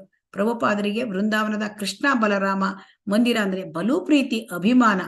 ವೃಂದಾವನದ ದೇವಸ್ಥಾನವೇ ನನ್ನ ನಿಜವಾದ ಮನೆ ಎನ್ನುತ್ತಿದ್ದ ಅವರು ಕೃಷ್ಣ ಬಲರಾಮ ಮಂದಿರದ ಪಕ್ಕದಲ್ಲಿ ಗುರುಕುಲ ಕಟ್ಟಬೇಕು ಅಂತ ಸಂಕಲ್ಪಿಸಿದ್ರು. ಸೊ ಹಾಗಾಗಿ ಈ ಗುರುಕುಲದಲ್ಲಿ 500 ಮಂದಿ ವಿದೇಶಿಯರಿಗೆ ವೈದಿಕ ಶಿಕ್ಷಣ ನೀಡಬೇಕು, ಊಟ ವಸತಿ ಶಿಕ್ಷಣ ಸೌಲಭ್ಯ ಕಲ್ಪಿಸಬೇಕು ಅಂತ.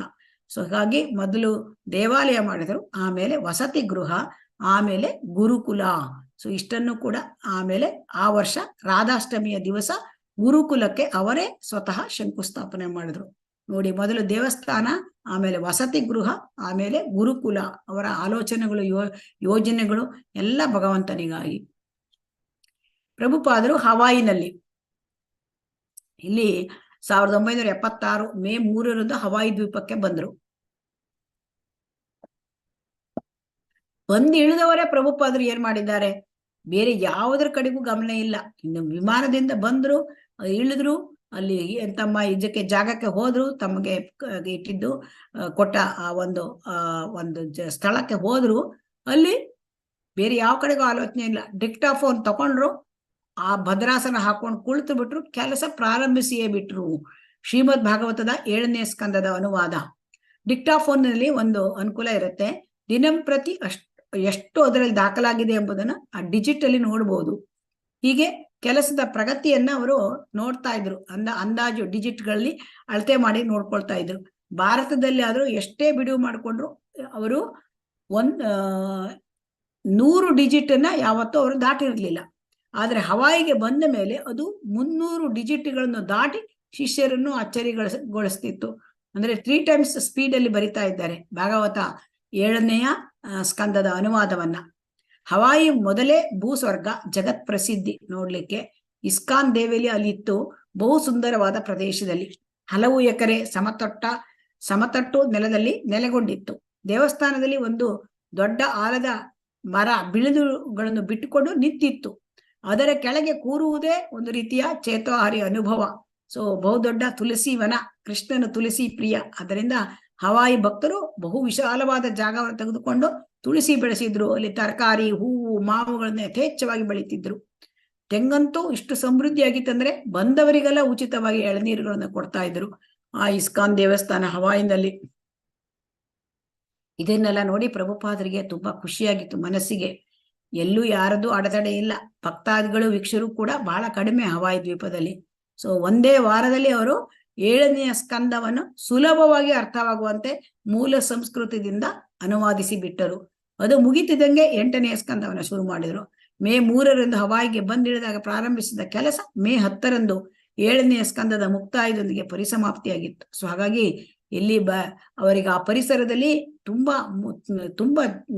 ಅಂದ್ರೆ ಬಹುಬೇಗ ಅವರು ಸ್ಪೀಡಿಂದ ಮಾಡ್ತಾ ಇದ್ರು ಕೆಲಸ, ಬರೆಯುವ ಕೆಲಸ ಡಿಕ್ಟಾಫೋನ್ ಮೂಲಕ. ಅವರು ಬರೆಯೋದಂದ್ರೆ ಡಿಕ್ಟಾಫೋನ್ ಮೂಲಕ ಅವ್ರು ಹೇಳ್ತಾ ಇದ್ರು, ಅದು ರೆಕಾರ್ಡ್ ಆಗ್ತಾ ಇರ್ತಿತ್ತು. ಹಾಗಾಗಿ ಇಲ್ಲಿ ಅವರ ಕೃಷ್ಣ ಸೇವೆಯ ಬರವಣಿಗೆ ಕಾರ್ಯ ಆರಂಭಗೊಂಡಿದ್ದು 1944 ಬ್ಯಾಕ್ ಟು ಗಾಡ್ ಪತ್ರಿಕೆಯನ್ನು ಸ್ಥಾಪಿಸುವುದರ ಮೂಲಕ. ಆಮೇಲೆ 1935 ಅವರ ಗುರು ಭಕ್ತಿ ಸಿದ್ಧಾಂತ ಸರಸ್ವತಿ ಥಾಕೂರ್ ಹೇಳಿದ್ರು, ದೇವಸ್ಥಾನ ಆರಂಭಿಸೋದಕ್ಕಿಂತ ಕೃಷ್ಣ ಭಕ್ತಿಯ ಗ್ರಂಥಗಳನ್ನು ರಚಿಸುವುದು, ಅದನ್ನು ಪ್ರಕಟಿಸುವುದು, ವಿತರಣೆ ಮಾಡುವುದು ಅದೇ ಅವರ ಗುರಿ ಆಗ್ಬೇಕು ಅಂತ ಅವರಿಗೆ ಅಪ್ಪಣೆ ಕೊಟ್ಟಿದ್ರು. ಅಂದ್ರೆ ಪುಸ್ತಕಗಳನ್ನ ಬರಿಬೇಕು ನೀನು ಅಂತ ಅಪ್ಪಣೆ ಕೊಟ್ಟರು 1935ನೇ ಇಸ್ವಿಯಲ್ಲಿ. ಹಾಗಾಗಿ ಅವರು 1958 ಭಾಗವತದ ಅನುವಾದ ಕಾರ್ಯವನ್ನು ಶುರು ಮಾಡಿದ್ರು. 65 ಅವರಿಗೆ ಅಮೆರಿಕದ ಪ್ರವಾಸ ಕೈಗೊಳ್ಳುವಾಗ 1ನೇ ಸ್ಕಂದವನ್ನ ಮುದ್ರಿಸಿ ಅದನ್ನ ಅವ್ರು ತಗೊಂಡೋಗಿದ್ರು. ಒಂದು ಪ್ರತಿಯನ್ನ ಅವರು ತಗೊಂಡು ಅಮೆರಿಕ ದೇಶಕ್ಕೆ ಹೋಗಿದ್ರು. ಹಾಗಾಗಿ ಇಲ್ಲಿ ಭಾರತದಲ್ಲಿ ಒಂದು ಪ್ರತಿಯನ್ನು ಮಾಡ್ಲಿಕ್ಕೆ ಆಕಾಶ ಭೂಮಿ ಒಂದು ಮಾಡ್ಬೇಕು ಅಷ್ಟಾಗ್ತಿತ್ತು. ಬರೆಯೋರು ಅವರೇ, ಮುದ್ರಣದ ಮೇಲ್ವಿಚಾರಕರು ಅವರೇ, ಕೊನೆಗೆ ಸಂಪಾದಕರು ಅವರೇ, ಮನೆ ಹೋಗಿ ಮಾರುವುದು ಅವರೇ. ಈ ರೀತಿಯಾಗಿ ಅವರು ಬರೆದ್ರು. ಆದ್ರೆ ಇಲ್ಲಿ 7ನೇ ಸ್ಕಂದನ 1 ವಾರದಲ್ಲಿ ಮುಗಿಸಿದ್ರು. ಭಾಗವತದ 7ನೇ ಸ್ಕಂದ ಇದು ಮುಗಿದಿದ್ದು ನಿಮ್ಮ ಕೈಯಲ್ಲಿದೆ. 10ನೇ ಸ್ಕಂದ ಈಗಾಗಲೇ ದೇವೋತ್ತಮ ಪರಮಪುರುಷ ಶ್ರೀಕೃಷ್ಣನ ಬರೆದು ಮುಗಿಸಿದ್ರು. ಹಾಗಾಗಿ ಉಳಿದ ಸ್ಕಂದಗಳನ್ನ ಬರೀಬೇಕು ಅಂತ ಆತರ ಅವರು ತಪಸ್ಸಿನಂತೆ ಅವರು ಅನುವಾದ ಕಾರ್ಯಗಳನ್ನ ಮಾಡ್ತಾ ಇದ್ರು. ಭಾಗವತವನ್ನ ಬರೆಯೋದು ಅವರ ಏಕಾಗ್ರತೆಗೆ ಜನ ಭಂಗ ತರ್ತಾ ಇದ್ರು. ಎಷ್ಟೋ ರೀತಿಯಾದ ಬರಿತಾ ಇದ್ರು ಕೂಡ ಏಕಾಗ್ರತೆಯಲ್ಲಿ ಮಧ್ಯೆ ಸಮಸ್ಯೆಗಳು, JBC ಸಮಸ್ಯೆ, ದೇವಾಲಯದ ಸಮಸ್ಯೆ ಇದೆಲ್ಲ ತಂದುಕೊಡ್ತಾ ಇದ್ರು. ಆದ್ರೂ ಮಧ್ಯದಲ್ಲಿ ಅವ್ರು ಹೇಳ್ತಾ ಇದ್ರು, ನನ್ನ ಕೆಲಸ ಅನುವಾದ ಕಾರ್ಯ ಮಾಡ್ಲಿಕ್ಕೆ ನೀವು ನನಗೆ ಅವಕಾಶ ಕೊಡಿ, ನನ್ನನ್ನು ಈ ರೀತಿಯಾದ ಆಡಳಿತಾತ್ಮಕ ಕಾರ್ಯಗಳಿಂದ ನಮ್ಗೆ ದಯವಿಟ್ಟು ಬಿಡುಗಡೆ ಮಾಡಿ ಅಂತೆಲ್ಲ ಕೇಳ್ತಾ ಇದ್ದಿದ್ರು. ಹಾಗಾಗಿ ಈ ರೀತಿ ಅವರು ಹವಾಯಿ ದ್ವೀಪದಲ್ಲಿ ತುಂಬಾ ಫಾಸ್ಟ್ ಆಗಿ ಭಾಗವತವನ್ನ ಮುಗಿಸ್ತಾ ಇದ್ರು. ಆಮೇಲೆ ಹವಾಯಿ ದ್ವೀಪದಲ್ಲಿ ಇರ್ಬೇಕಾದ್ರೆ ಏನಾಯ್ತು ಅಂತಂದ್ರೆ ಅಲ್ಲಿ ಹಳೆ ಶಿಷ್ಯ ಹಯಗ್ರೀವ ಅವರನ್ನ ಭೇಟಿ ಮಾಡ್ಲಿಕ್ಕೆ ಬಂದ.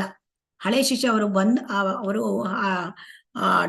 ಇದು ಮೊದಲು ಅವರು ಹಯಗ್ರೀವ ತುಂಬಾ ಅವ್ರ ಜೊತೆ ಪ್ರಭುಪಾದರ ಜೊತೆ ಕೆಲಸ ಮಾಡಿದ್ದಾನೆ. ಆದ್ರೆ ಅವನೇನೋ ತಪ್ಪು ಮಾಡಿ ಮತ್ತೆ ಬಿಟ್ಬಿಟ್ಟಿದ್ದ. ಈಗ ಅವ್ರು ಹೇಳಿದ್ರು, ಅವ್ನು ಹೇಳ್ತಾನೆ, ನಾನೀಗ ಮತ್ತೆ ನಿಮ್ಗೆ ಶರಣ ಬಂದಿದ್ದೇನೆ ನಾನು, ಗುರುದೇವ, ನಿಮ್ಗೆ ನಿಮ್ಮದೇ ನೆನಪಾಗತ್ತೆ, ನನ್ಗೇನಾದ್ರೂ ಮಾಡಿ ನೀವು ಅಂತ ಹೇಳ್ತಾ ಇದ್ದ. ಅದಕ್ಕೆ ಅವರು ಹೇಳಿದ್ರು, ಅಷ್ಟೇ ನಾನು ಅಷ್ಟೇ ಹಯಗ್ರೀವ, ನಿನ್ನ ನೆನಪು ಸದಾ ಕಾಡುತ್ತದೆ. ನೋಡಿ, ಗುರುವಿಗೆ ಶಿಷ್ಯನ ನೆನಪು ಎಷ್ಟಿರುತ್ತದೆ ಅಂತ ಹೇಳ್ಕೊಂಡು ಅವ್ರಿಗೆ ಗಂಟಲು ಕಟ್ಟಿಬಿಡ್ತಂತೆ. ಅವರಿಗೆ ಪ್ರಭುಪಾದರಿಗೆ ಧ್ವನಿ ಗದ್ಗದಿತವಾದ, ಕಣ್ಣಲ್ಲಿ ನೀರು ತುಂಬಿ ಹೋಯ್ತು. ಶಿಷ್ಯ ಹೀಗೆ ಅವ್ರು ಬಿಟ್ಟೋಗಿದ್ದ ಶಿಷ್ಯ ಮತ್ತೆ ಬಂದ ಅಂದ್ರೆ ಅವರಿಗೆ ಎಷ್ಟು ರೀತಿಯಾದ ಭಾವನೆಗಳು ಬರುತ್ತೆ ನೋಡಿ. ಬಾಯಿಂದ ಮಾತೇ ಹೊರಡಲಿಲ್ಲ. ಅಲ್ಲಿದ್ದ ಇತರ ಶಿಷ್ಯರನ್ನು ಹೊರಗೆ ಕಳಿಸಿ ಹಯಗ್ರೀವನನ್ನೇ ದಿಟ್ಟಿಸುತ್ತಾ ಹೇಳಿದರು, ನೋಡು, ನಿನಗೆ ಕೆಟ್ಟ ಮೇಲೆ ಬುದ್ಧಿ ಬಂದಿದೆ, ಹಾಗಾಗಿ ಎಲ್ಲ ನಿನ್ನ ಅಂದ್ರೆ ನಿಮ್ಮ, ಈಗ ಅವ್ರು ಹೇಳ್ತಾರೆ ಪ್ರಭುಪಾದರ ಹತ್ರ, ನನ್ನ ಕೆಟ್ಟ ಮೇಲೆ ಬುದ್ಧಿ ಬಂದಿದೆ, ಈಗ ನಿಮ್ಮ ಕಾರ್ಯದ ಸಲುವಾಗಿ ನಾನೀಗ ನನ್ನೆಲ್ಲ ಶಕ್ತಿಯನ್ನ ವಿನಿಯೋಗಿಸಿ ನಿಮ್ಮ ಪಾದದ ಬಳಿ ಸೇವೆ ಮಾಡ್ಲಿಕ್ಕೆ ಬಂದಿದ್ದೇನೆ. ನನ್ನೆಲ್ಲ ಅಪರಾಧಗಳನ್ನು ಆ ಪಾಪಗಳನ್ನು ಹೊಟ್ಟೆಯಲ್ಲಿ ಹಾಕೊಂಡು ಮತ್ತೆ ಕೃಷ್ಣನ ಸೇವೆನ ನನಗೆ ಮಾಡ್ಲಿಕ್ಕೆ ಅವಕಾಶ ಕೊಡಿ ಅಂತ ಅವನು ಹಯಗ್ರೀವ ಅಂಗಲಾಚಿದ. ಅದಕ್ಕೆ ಒಬ್ಬನನ್ನು ಪ್ರೀತಿಯಿಂದ ಬೆಳೆಸಿ ಕೃಷ್ಣ ಕಾರ್ಯದಲ್ಲಿ ತೊಡಗಿಸಿ ಬಹಳ ನಿರೀಕ್ಷೆ ಇರಿಸಿಕೊಳ್ಳುವುದು, ಅವನು ಪ್ರಭುಪಾದರ ನಿರೀಕ್ಷೆಗಳ ಮೇಲೆ ತಣ್ಣೀರು ಎರಚಿ ಅವರನ್ನು ತೊರೆದು ಹೋಗುವುದು ಅವರಿಗೆ ಅಭ್ಯಾಸವಾಗಿ ಹೋಗ್ಬಿಟ್ಟಿತ್ತು. ಮಕ್ಕಳ ತರ ಬೆಳೆಸ್ತಿದ್ರು ಶಿಷ್ಯರನ್ನ. ಆಮೇಲೆ ಅವ್ರು ಬಿಟ್ಟು ಹೋಗ್ಬಿಡ್ತಿದ್ರು. ಇದೆಲ್ಲ ಆಗಿತ್ತು ಅವರಿಗೆ. ಅವರನ್ನು ನೆನೆದು ಕಣ್ಣೀರು ಸುರಿಸೋದು ಮಾಮೂಲಾಗಿ ಹೋಗಿತ್ತು. ಆದರೆ ಅವರು ಎಂದೋ ಒಂದು ದಿವಸ ಮರಳಿ ಬರ್ತಾರೆ, ಯಾವುದೋ ಒಂದು ದೂರದ ಭರವಸೆ ಅವರಲ್ಲಿ ಆಶಾವಾದವನ್ನು ತುಂಬುತ್ತಿತ್ತು. ಪ್ರಭುಪಾದ ಎಷ್ಟೋ ಜನ ಶಿಷ್ಯರು ತಯಾರು ಮಾಡಿದ್ರು, ಎಷ್ಟೋ ಜನ ಬಿಟ್ಟು ಹೋದ್ರು, ಮತ್ತು ಬಂದ್ರು. ಇದೇ ತರ ಆಗಿತ್ತು. ಸೊ ಹಾಗಾಗಿ ಅವರು ಈ ರೀತಿ ಎಲ್ಲ ಅಂದ್ರೆ ಅವರಿಗೆ ಯಾವ್ಯಾವ ರೀತಿಯ ಅನುಭವವಾಗಿದೆ. ನೀನು ಓಡಿ ಹೋಗಿದೀಯಾ ಹಯಗ್ರೀವ, ಅದೇ ತರ ಶ್ಯಾಮ ಸುಂದರ ಅವನು ಹಾಗೆ ಮಾಡಿದ ಅಂತ ಹೇಳ್ತಾರೆ. ಸೊ ಹಾಗಾಗಿ ಈ ರೀತಿ ಎಲ್ಲ ಆಗತ್ತೆ. ನೀವೆಲ್ಲ ಯಾರ್ದೋ ಒಂದು ಭೋಗಲಾಲಸೆ ಜೀವನವನ್ನು ಆರಿಸ್ಕೊಂಡು ಮಧ್ಯದಲ್ಲಿ ಹೊರಟೋಗ್ಬಿಡ್ತೀರಿ. ಅದರಿಂದ ತೊಂದರೆ ಆಗತ್ತಂದ್ರೆ ಆಧ್ಯಾತ್ಮಿಕ ನಿಮ್ಮ ಉನ್ನತಿ ಕಡಿಮೆ ಆಗತ್ತೆ, ತೊಂದರೆ ಆಗ್ಬಿಡತ್ತೆ ಅಂತ ಹೇಳ್ತಾರೆ ಅವರು. ಆಮೇಲೆ ಆ ಹಯಗ್ರೀವನ್ನ ಸೇರಿಸ್ಕೊಂಡ್ರು. ಮತ್ತೆ ತಮ್ಮ ಒಂದು ಕೆಲಸಕ್ಕೆ ಅಂದ್ರೆ ಅವರು ಎಷ್ಟೋ ಹಿಂದೆ ಶ್ಯಾಮಸುಂದರ ಜೊತೆ ಮಾಡಿ ಸಿದ್ಧಪಡಿಸಿದ ವ್ಯಾಖ್ಯಾನದ ಧ್ವನಿ ಮುದ್ರಿತ ಟೇಪುಗಳು, ಮಾಡಿದ ಟಿಪ್ಪಣಿಗಳು ಅದೆಲ್ಲ ಕಳೆದೋಗಿದೆ, ಈಗ ಮತ್ತೆ ಹೊಸದಾಗಿಂದ ಮಾಡಬೇಕು ಅಂತೇಳಿ ಅವನನ್ನ ತಕೊಂಡ್ರು.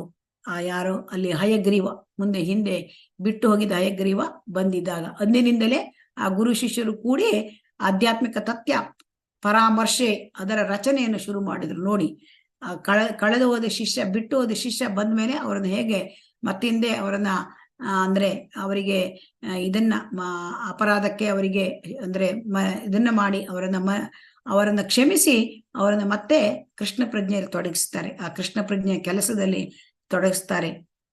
ಆ ತರ ಎಲ್ಲ ಅಂದ್ರೆ ಅವರು ತುಂಬಾ ಅಂದ್ರೆ ತನ್ನ ಶಿಷ್ಯರಿಗೆ ತುಂಬಾ ಇದನ್ನ ಮಾಡ್ತಾರೆ, ಅಂದ್ರೆ ತುಂಬಾ ಹಚ್ಕೊಳ್ತಾರೆ ಪ್ರಭುಪಾದರು. ಹಾಗಾಗಿ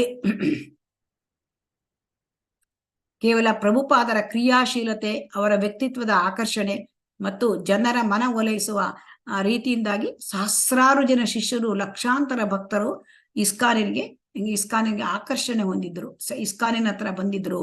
ಸೊ ಒಬ್ಬೊಬ್ಬ ಶಿಷ್ಯನನ್ನು ಕೂಡ ಅವರು ಬಹು ಎಚ್ಚರಿಕೆಯಿಂದ ಕಾಪಾಡ್ತಿದ್ರು. ಆವಾಗ ಈ ರೀತಿಯಾದ ಒಂದು ಒಮ್ಮೊಮ್ಮೆ ಅಹಿತಕರವಾದ ಘಟನೆ ಆಯ್ತು ಅಂದ್ರೆ ಅವರು ಕುಸಿದು ಬಿಡ್ತಿದ್ರು, ಬೇಜಾರಾಗ್ತಿತ್ತು. ಆದ್ರೆ ಮತ್ತೆ ಸಮಾಧಾನ ಮಾಡ್ಕೊಳ್ತಿದ್ರು.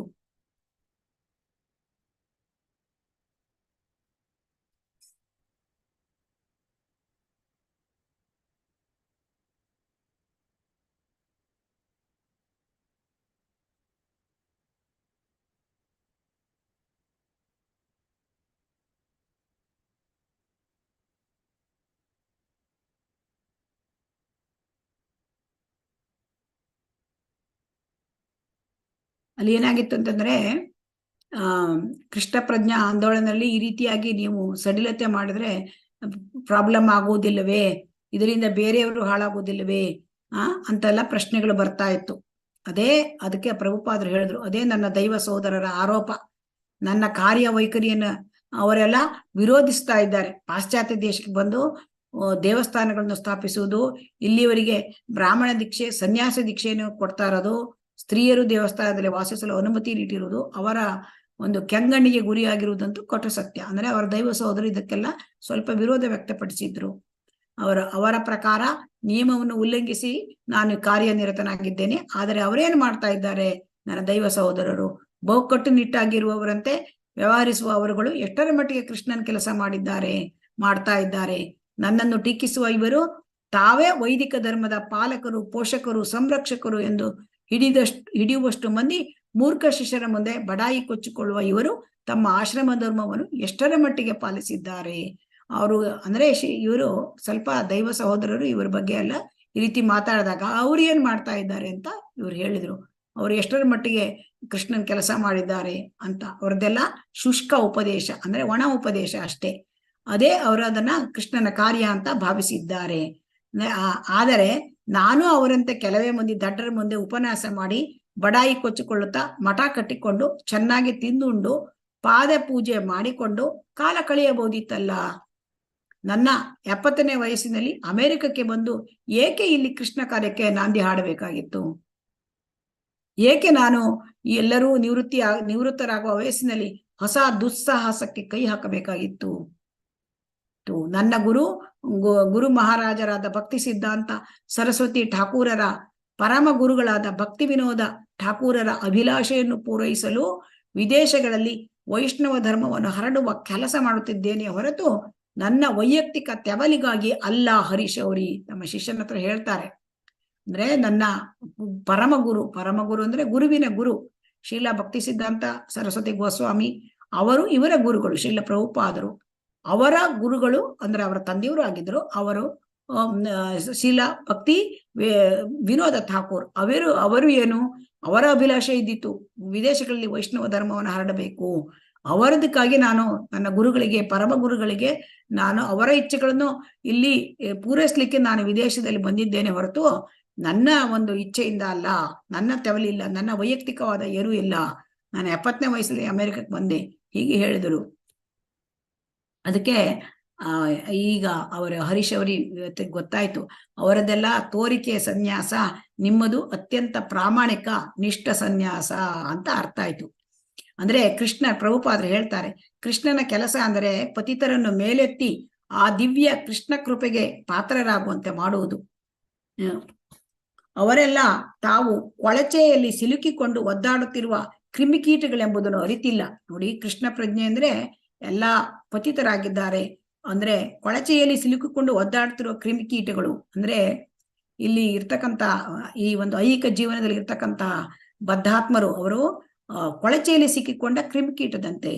ಇದು ಅವರಿಗೆ ಗೊತ್ತಿಲ್ಲ ಅಂತ ಹೇಳ್ತಾರೆ, ಆದರೆ ನನಗೆ ಗೊತ್ತು. ಆದ್ದರಿಂದ ರೋಗಿಗೆ ಬಲವಂತದಿಂದ ಔಷಧಿ ಸೇವನೆ ಮಾಡಿಸುವಂತೆ ಇವರಿಗೂ ಮೊದಲು ಬಲವಂತವಾಗಿ ಕೃಷ್ಣ ಅಮೃತ ಪಾನ ಮಾಡಿಸಬೇಕು. ರೋಗಿಗೆ ಏನಾಗುತ್ತೆ, ಮೊದಲು ಅವನು ಔಷಧ ಕುಡಿಯೋದಿಲ್ಲ, ತಂಗೆ ಸೇರುವುದಿಲ್ಲ, ವಾಂತಿ ಬರುತ್ತೆ, ಹೊಟ್ಟೆ ನೋವಾಗತ್ತೆ, ವಾಕರಿಕೆ ಎಲ್ಲ ಹೇಳ್ತಾರೆ. ಆದ್ರೆ ಅವರಿಗೆ ಬಲವಂತವಾಗಿ ಔಷಧ ಕೊಡಬೇಕು. ಅದೇ ತರಹ ಇಲ್ಲಿ ಇಲ್ಲಿ ಇರತಕ್ಕಂಥದ್ದು ಇಹ ರೋಗ, ಐಹಿಕ ರೋಗ, ಭವರೋಗ, ಅದಕ್ಕೆ ಮದ್ದು ಕೃಷ್ಣ ಪ್ರಜ್ಞೆ. ಅದನ್ನ ನಾವು ಬಲವಂತವಾಗಿ ಕೊಡಬೇಕು. ಕೃಷ್ಣ ಅಮೃತ ಪಾನವನ್ನ ಮಾಡಿಸಬೇಕು ಜನರಿಗೆ. ಅವರೆಲ್ಲ ಇಲ್ಲಿ ಏನಾಗಿದ್ದಾರೆ, ಈ ಕೊಳಚೆ ಪ್ರದೇಶದಲ್ಲಿ ಸಿಲುಕೊಂಡು ಕ್ರಿಮಿಕೀಟದಂತೆ ಒದ್ದಾಡ್ತಾ ಇದ್ದಾರೆ. ಸೊ ಆ ರೀತಿ ಕೃಷ್ಣ ಅಮೃತ ಪಾನವನ್ನ ಮಾಡಿಸ್ಬೇಕು. ಆ ಕೆಲಸವನ್ನು ನಾನು ಮಾಡ್ತಾ ಇದ್ದೇನೆ ಅಷ್ಟೇ. ಗಜೇಂದ್ರನಂತೆ ನದಿಯಲ್ಲಿ ಮೊಸಳೆಯ ಬಾಯಿಗೆ ಸಿಲುಕಿಕೊಂಡು ಹೊರಬರಲಾರದ ಪರಿಸ್ಥಿತಿಯಲ್ಲಿರುವ ಈ ಪಾಶ್ಚಾತ್ಯ ಪತಿತರನ್ನು ಉದ್ಧರಿಸುವ ಕೆಲಸವನ್ನು ಕೃಷ್ಣ ನನಗೆ ಒಪ್ಪಿಸಿದ್ದಾನೆ. ಅದನ್ನ ನಾನು ಮಾಡ್ತಾ ಇದ್ದೇನೆ. ನಿನಗೆ ಗಜೇಂದ್ರ ಮೋಕ್ಷದ ಕಥೆ ಗೊತ್ತಿಲ್ಲವೇ ಹರೀಶ್ ಅವರಿ ಅಂತ ಹೇಳ್ತಾರೆ. ಹರೀಶ್ ಅವರಿ ತನ್ನ ಶಿಷ್ಯರ ಹತ್ರ ಹೇಳ್ತಾರೆ. ಅಂದ್ರೆ ಎಷ್ಟು ಚೆನ್ನಾಗಿ ಹೇಳ್ತಾರೆ. ಈ ನಮ್ಮ ಐಹಿಕ ಜೀವನ ಅಂದ್ರೆ ನಾವು ಕೊಳಚೆಯಲ್ಲಿ ಸಿಲುಕಿಕೊಂಡ ಕ್ರಿಮಿಕೀಟದಂತೆ ನಮ್ಮನ್ನ ಉದ್ಧರಿಸ್ಲಿಕ್ಕೆ ಈ ಪ್ರಭುಪಾದರು ಇಷ್ಟೊಂದು ಕೃಷ್ಣದ ಅಮೃತವನ್ನು ಕೊಡ್ತಾರೆ. ಇದು ರೋಗಿಗಳಿಗೆಲ್ಲ ತುಂಬಾ ಇದನ್ನ ಮಾಡ್ಲಿಕ್ಕೆ, ಅಂದ್ರೆ ಔಷಧ ಸೇವನೆ ಮಾಡ್ಲಿಕ್ಕೆ. ಈಗ ಯಾರಿಗೆ ಕಾಯಿಲೆ ಇರುತ್ತೆ ಅವರಿಗೆ ಬಾಯಿ ಕಹಿಯಾಗಿರುತ್ತೆ, ಆದರೆ ಅದಕ್ಕೆ ಅವ್ರಿಗೆ ಔಷಧ ಇದು ಏನು ಅಂತಂದ್ರೆ ಕಬ್ಬಿನ ಹಾಲು, ಅದನ್ನ ಅವರಿಗೆ ಬೇಡ, ಕಹಿ ಆಗತ್ತೆ. ಆದ್ರೆ ಕುಡಿತಾ ಅವ್ರ ಕಾಯಿಲೆ ಹುಷಾರಾಗತ್ತೆ, ಕಬ್ಬಿನ ಹಾಲು ಸಿಹಿ ಆಗತ್ತೆ. ಅದೇ ರೀತಿ ಈ ಐಹಿಕ ರೋಗಕ್ಕೆ ಕೃಷ್ಣ ಅಮೃತ ಪಾನ, ಕೃಷ್ಣನ ಕಥೆ, ಅದರ ಕೃಷ್ಣನ ಅಮೃತ ಪಾನ ಮಾಡಿಸ್ಬೇಕು. ಅದೇ ಅದಕ್ಕೆ ಔಷಧಿ. ಅದು ಕುಡಿತಾ ಕೃಷ್ಣನ ಬಗ್ಗೆ ಕೇಳ್ತಾ, ಹರಿಕಥೆಗಳನ್ನ, ಕೃಷ್ಣನ ಕಥೆಗಳನ್ನ ಕೇಳ್ತಾ ಆಮೇಲೆ ಭವರೋಗ ಕಡಿಮೆ ಆಗತ್ತೆ ಅಂತ ಹೇಳ್ತಾರೆ. ಸೊ ಆ ಕೆಲಸ ನನಗೆ ಕೃಷ್ಣ ಕೊಟ್ಟಿದ್ದಾನೆ. ಈ ಕೆಲಸವನ್ನು ಎಲ್ಲಿ ಒಂದು ಪಾಶ್ಚಾತ್ಯ ರಾಷ್ಟ್ರದಲ್ಲಿ ಮಾಡ್ಲಿಕ್ಕೆ ನನಗೆ ಕೊಟ್ಟಿದ್ದಾನೆ. ಸೊ ಮೊಸಳೆ ಬಾಯಿಗೆ ಗಜೇಂದ್ರ ಸಿಲುಕೊಂಡಾಗ ಅವನನ್ನು ಪಾರು ಮಾಡಿದ ಯಾರು, ಅಲ್ಲಿ ಬಂದ ವಿಷ್ಣು. ಸೊ ಹಾಗಾಗಿ ಅದನ್ನೆಲ್ಲ ಪತಿತರನ್ನ, ಈ ಪಾಶ್ಚಾತ್ಯ ಪತಿತರನ್ನ ಉದ್ಧರಿಸುವ ಕೆಲಸವನ್ನ ಕೃಷ್ಣ ನನಗೆ ಕೊಟ್ಟಿದ್ದಾನೆ ಅಂತ ಹೇಳ್ತಾರೆ. ಗಜೇಂದ್ರನ ಕಥೆ ಎಲ್ಲ ಹೇಳ್ತಾರೆ. ಅದು ಗಜೇಂದ್ರ ಇರುವುದು ಒಂದು ದಿವ್ಯ ಗ್ರಹ, ಒಂದು ಒಳ್ಳೆಯ ಅಂದ್ರೆ ತುಂಬಾ ಚೆನ್ನಾಗಿರ್ತಕ್ಕಂತ ಪ್ರದೇಶ. ಅಲ್ಲಿ ಗಜೇಂದ್ರ ಪತ್ನಿಯರೊಡನೆ ಜಲಕೇಳಿಯಲ್ಲಿ ನಿರತನಾಗಿದ್ದಾಗ ಇದ್ದಕ್ಕಿದ್ದಂತೆ ಒಂದು ಮೊಸಳೆ ಬಂತು, ಅವನ ಕಾಲನ್ನು ಹಿಡಿದು ಬಿಡುತ್ತೆ. ಆ ಮೊಸಳೆ ಕಾಲು ಹಿಡಿದಾಗ ಆನೆ ಎಷ್ಟೇ ಬಲಶಾಲಿ ಆಗಲಿ ಅದು ಮೊಸಳೆ ಹಿಡಿತದಿಂದ ಅದಕ್ಕೆ ಬಿಡಿಸ್ಕೊಳಕ್ಕಾಗಲ್ಲ ನೀರೊಳಗೆ. ಸೊ ಅದಕ್ಕೆ ಅದು ಒದ್ದಾಡತ್ತೆ, ಹೆಣಗಾಟ ಅವಿರತವಾಗಿ ಮುಂದುವರಿಯುತ್ತೆ. ತುಂಬಾ ವರ್ಷಗಳ ಕಾಲ ನಡೆಯುತ್ತೆ. ಇದು ಹಲವು ವರ್ಷ ನಡೆಯುತ್ತಂತೆ. ಆನೆ ತನ್ನದಲ್ಲದ ಸ್ಥಳದಲ್ಲಿ ಅಂದ್ರೆ ನೀರಿನಲ್ಲಿ ಇತ್ತು, ಆದರೆ ಮೊಸಳೆ ಸ್ವಕ್ಷೇತ್ರದಲ್ಲಿ ಇತ್ತು. ಮೊಸಳೆದು ಏನು ನೀರಿನಲ್ಲಿ ವಾಸ, ಆನೆದು ನೀರಿನಲ್ಲಿ ವಾಸ ಅಲ್ಲ. ಆನೆ ಸ್ನಾನ ಮಾಡ್ಲಿಕ್ಕೆ ಜಲಕ್ರೀಡೆ ಆಡ್ಲಿಕ್ಕೆ ಹೋಗಿತ್ತು ಗಜೇಂದ್ರ. ಸೊ ಹಾಗಾಗಿ ಆನೆಯ ಮೇಲಿನ ಹಿಡಿತ ಸಾಧಿಸ್ಲಿಕ್ಕೆ ಮೊಸಳೆಗೆ ಎಳ್ಳೆಷ್ಟು ಕಷ್ಟವಾಗ್ಲಿಲ್ಲ. ಆದರೆ ಆನೆ ಮಾತ್ರ ಬಿಡಿಸಿಕೊಳ್ಳಲು ಹೋರಾಡಲೇಬೇಕಿತ್ತಾದರೂ ಅದು ತನ್ನದಲ್ಲದ ಕ್ಷೇತ್ರದಲ್ಲಿ ಇರೋದ್ರಿಂದ ಬಲಹೀನವಾಗಿತ್ತು. ನೀರೊಳಗೆ ಆನೆದೇನು ಕೆಲಸ ನಡೆಯೋಲ್ಲ. ಹಾಗಾಗಿ ಆನೆಗೆ ಆ ಮೊಸಳೆಯಿಂದ ಬಿಡಿಸ್ಕೊಳಕ್ ಆಗ್ಲಿಲ್ಲ. ದಿನೇ ದಿನೇ ಆನೆಯ ಶಕ್ತಿ ಕ್ಷೀಣಿಸ್ತಿತ್ತು.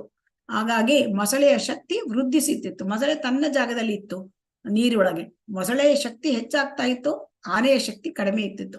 ಆಗ ಬೇರೆ ದಾರಿ ಕಾಣದೆ ಆನೆ ಕೃಷ್ಣನ ಪಾದಾರವಿಂದಗಳಿಗೆ ಮೊರೆ ಹೊಕ್ಕಿತು.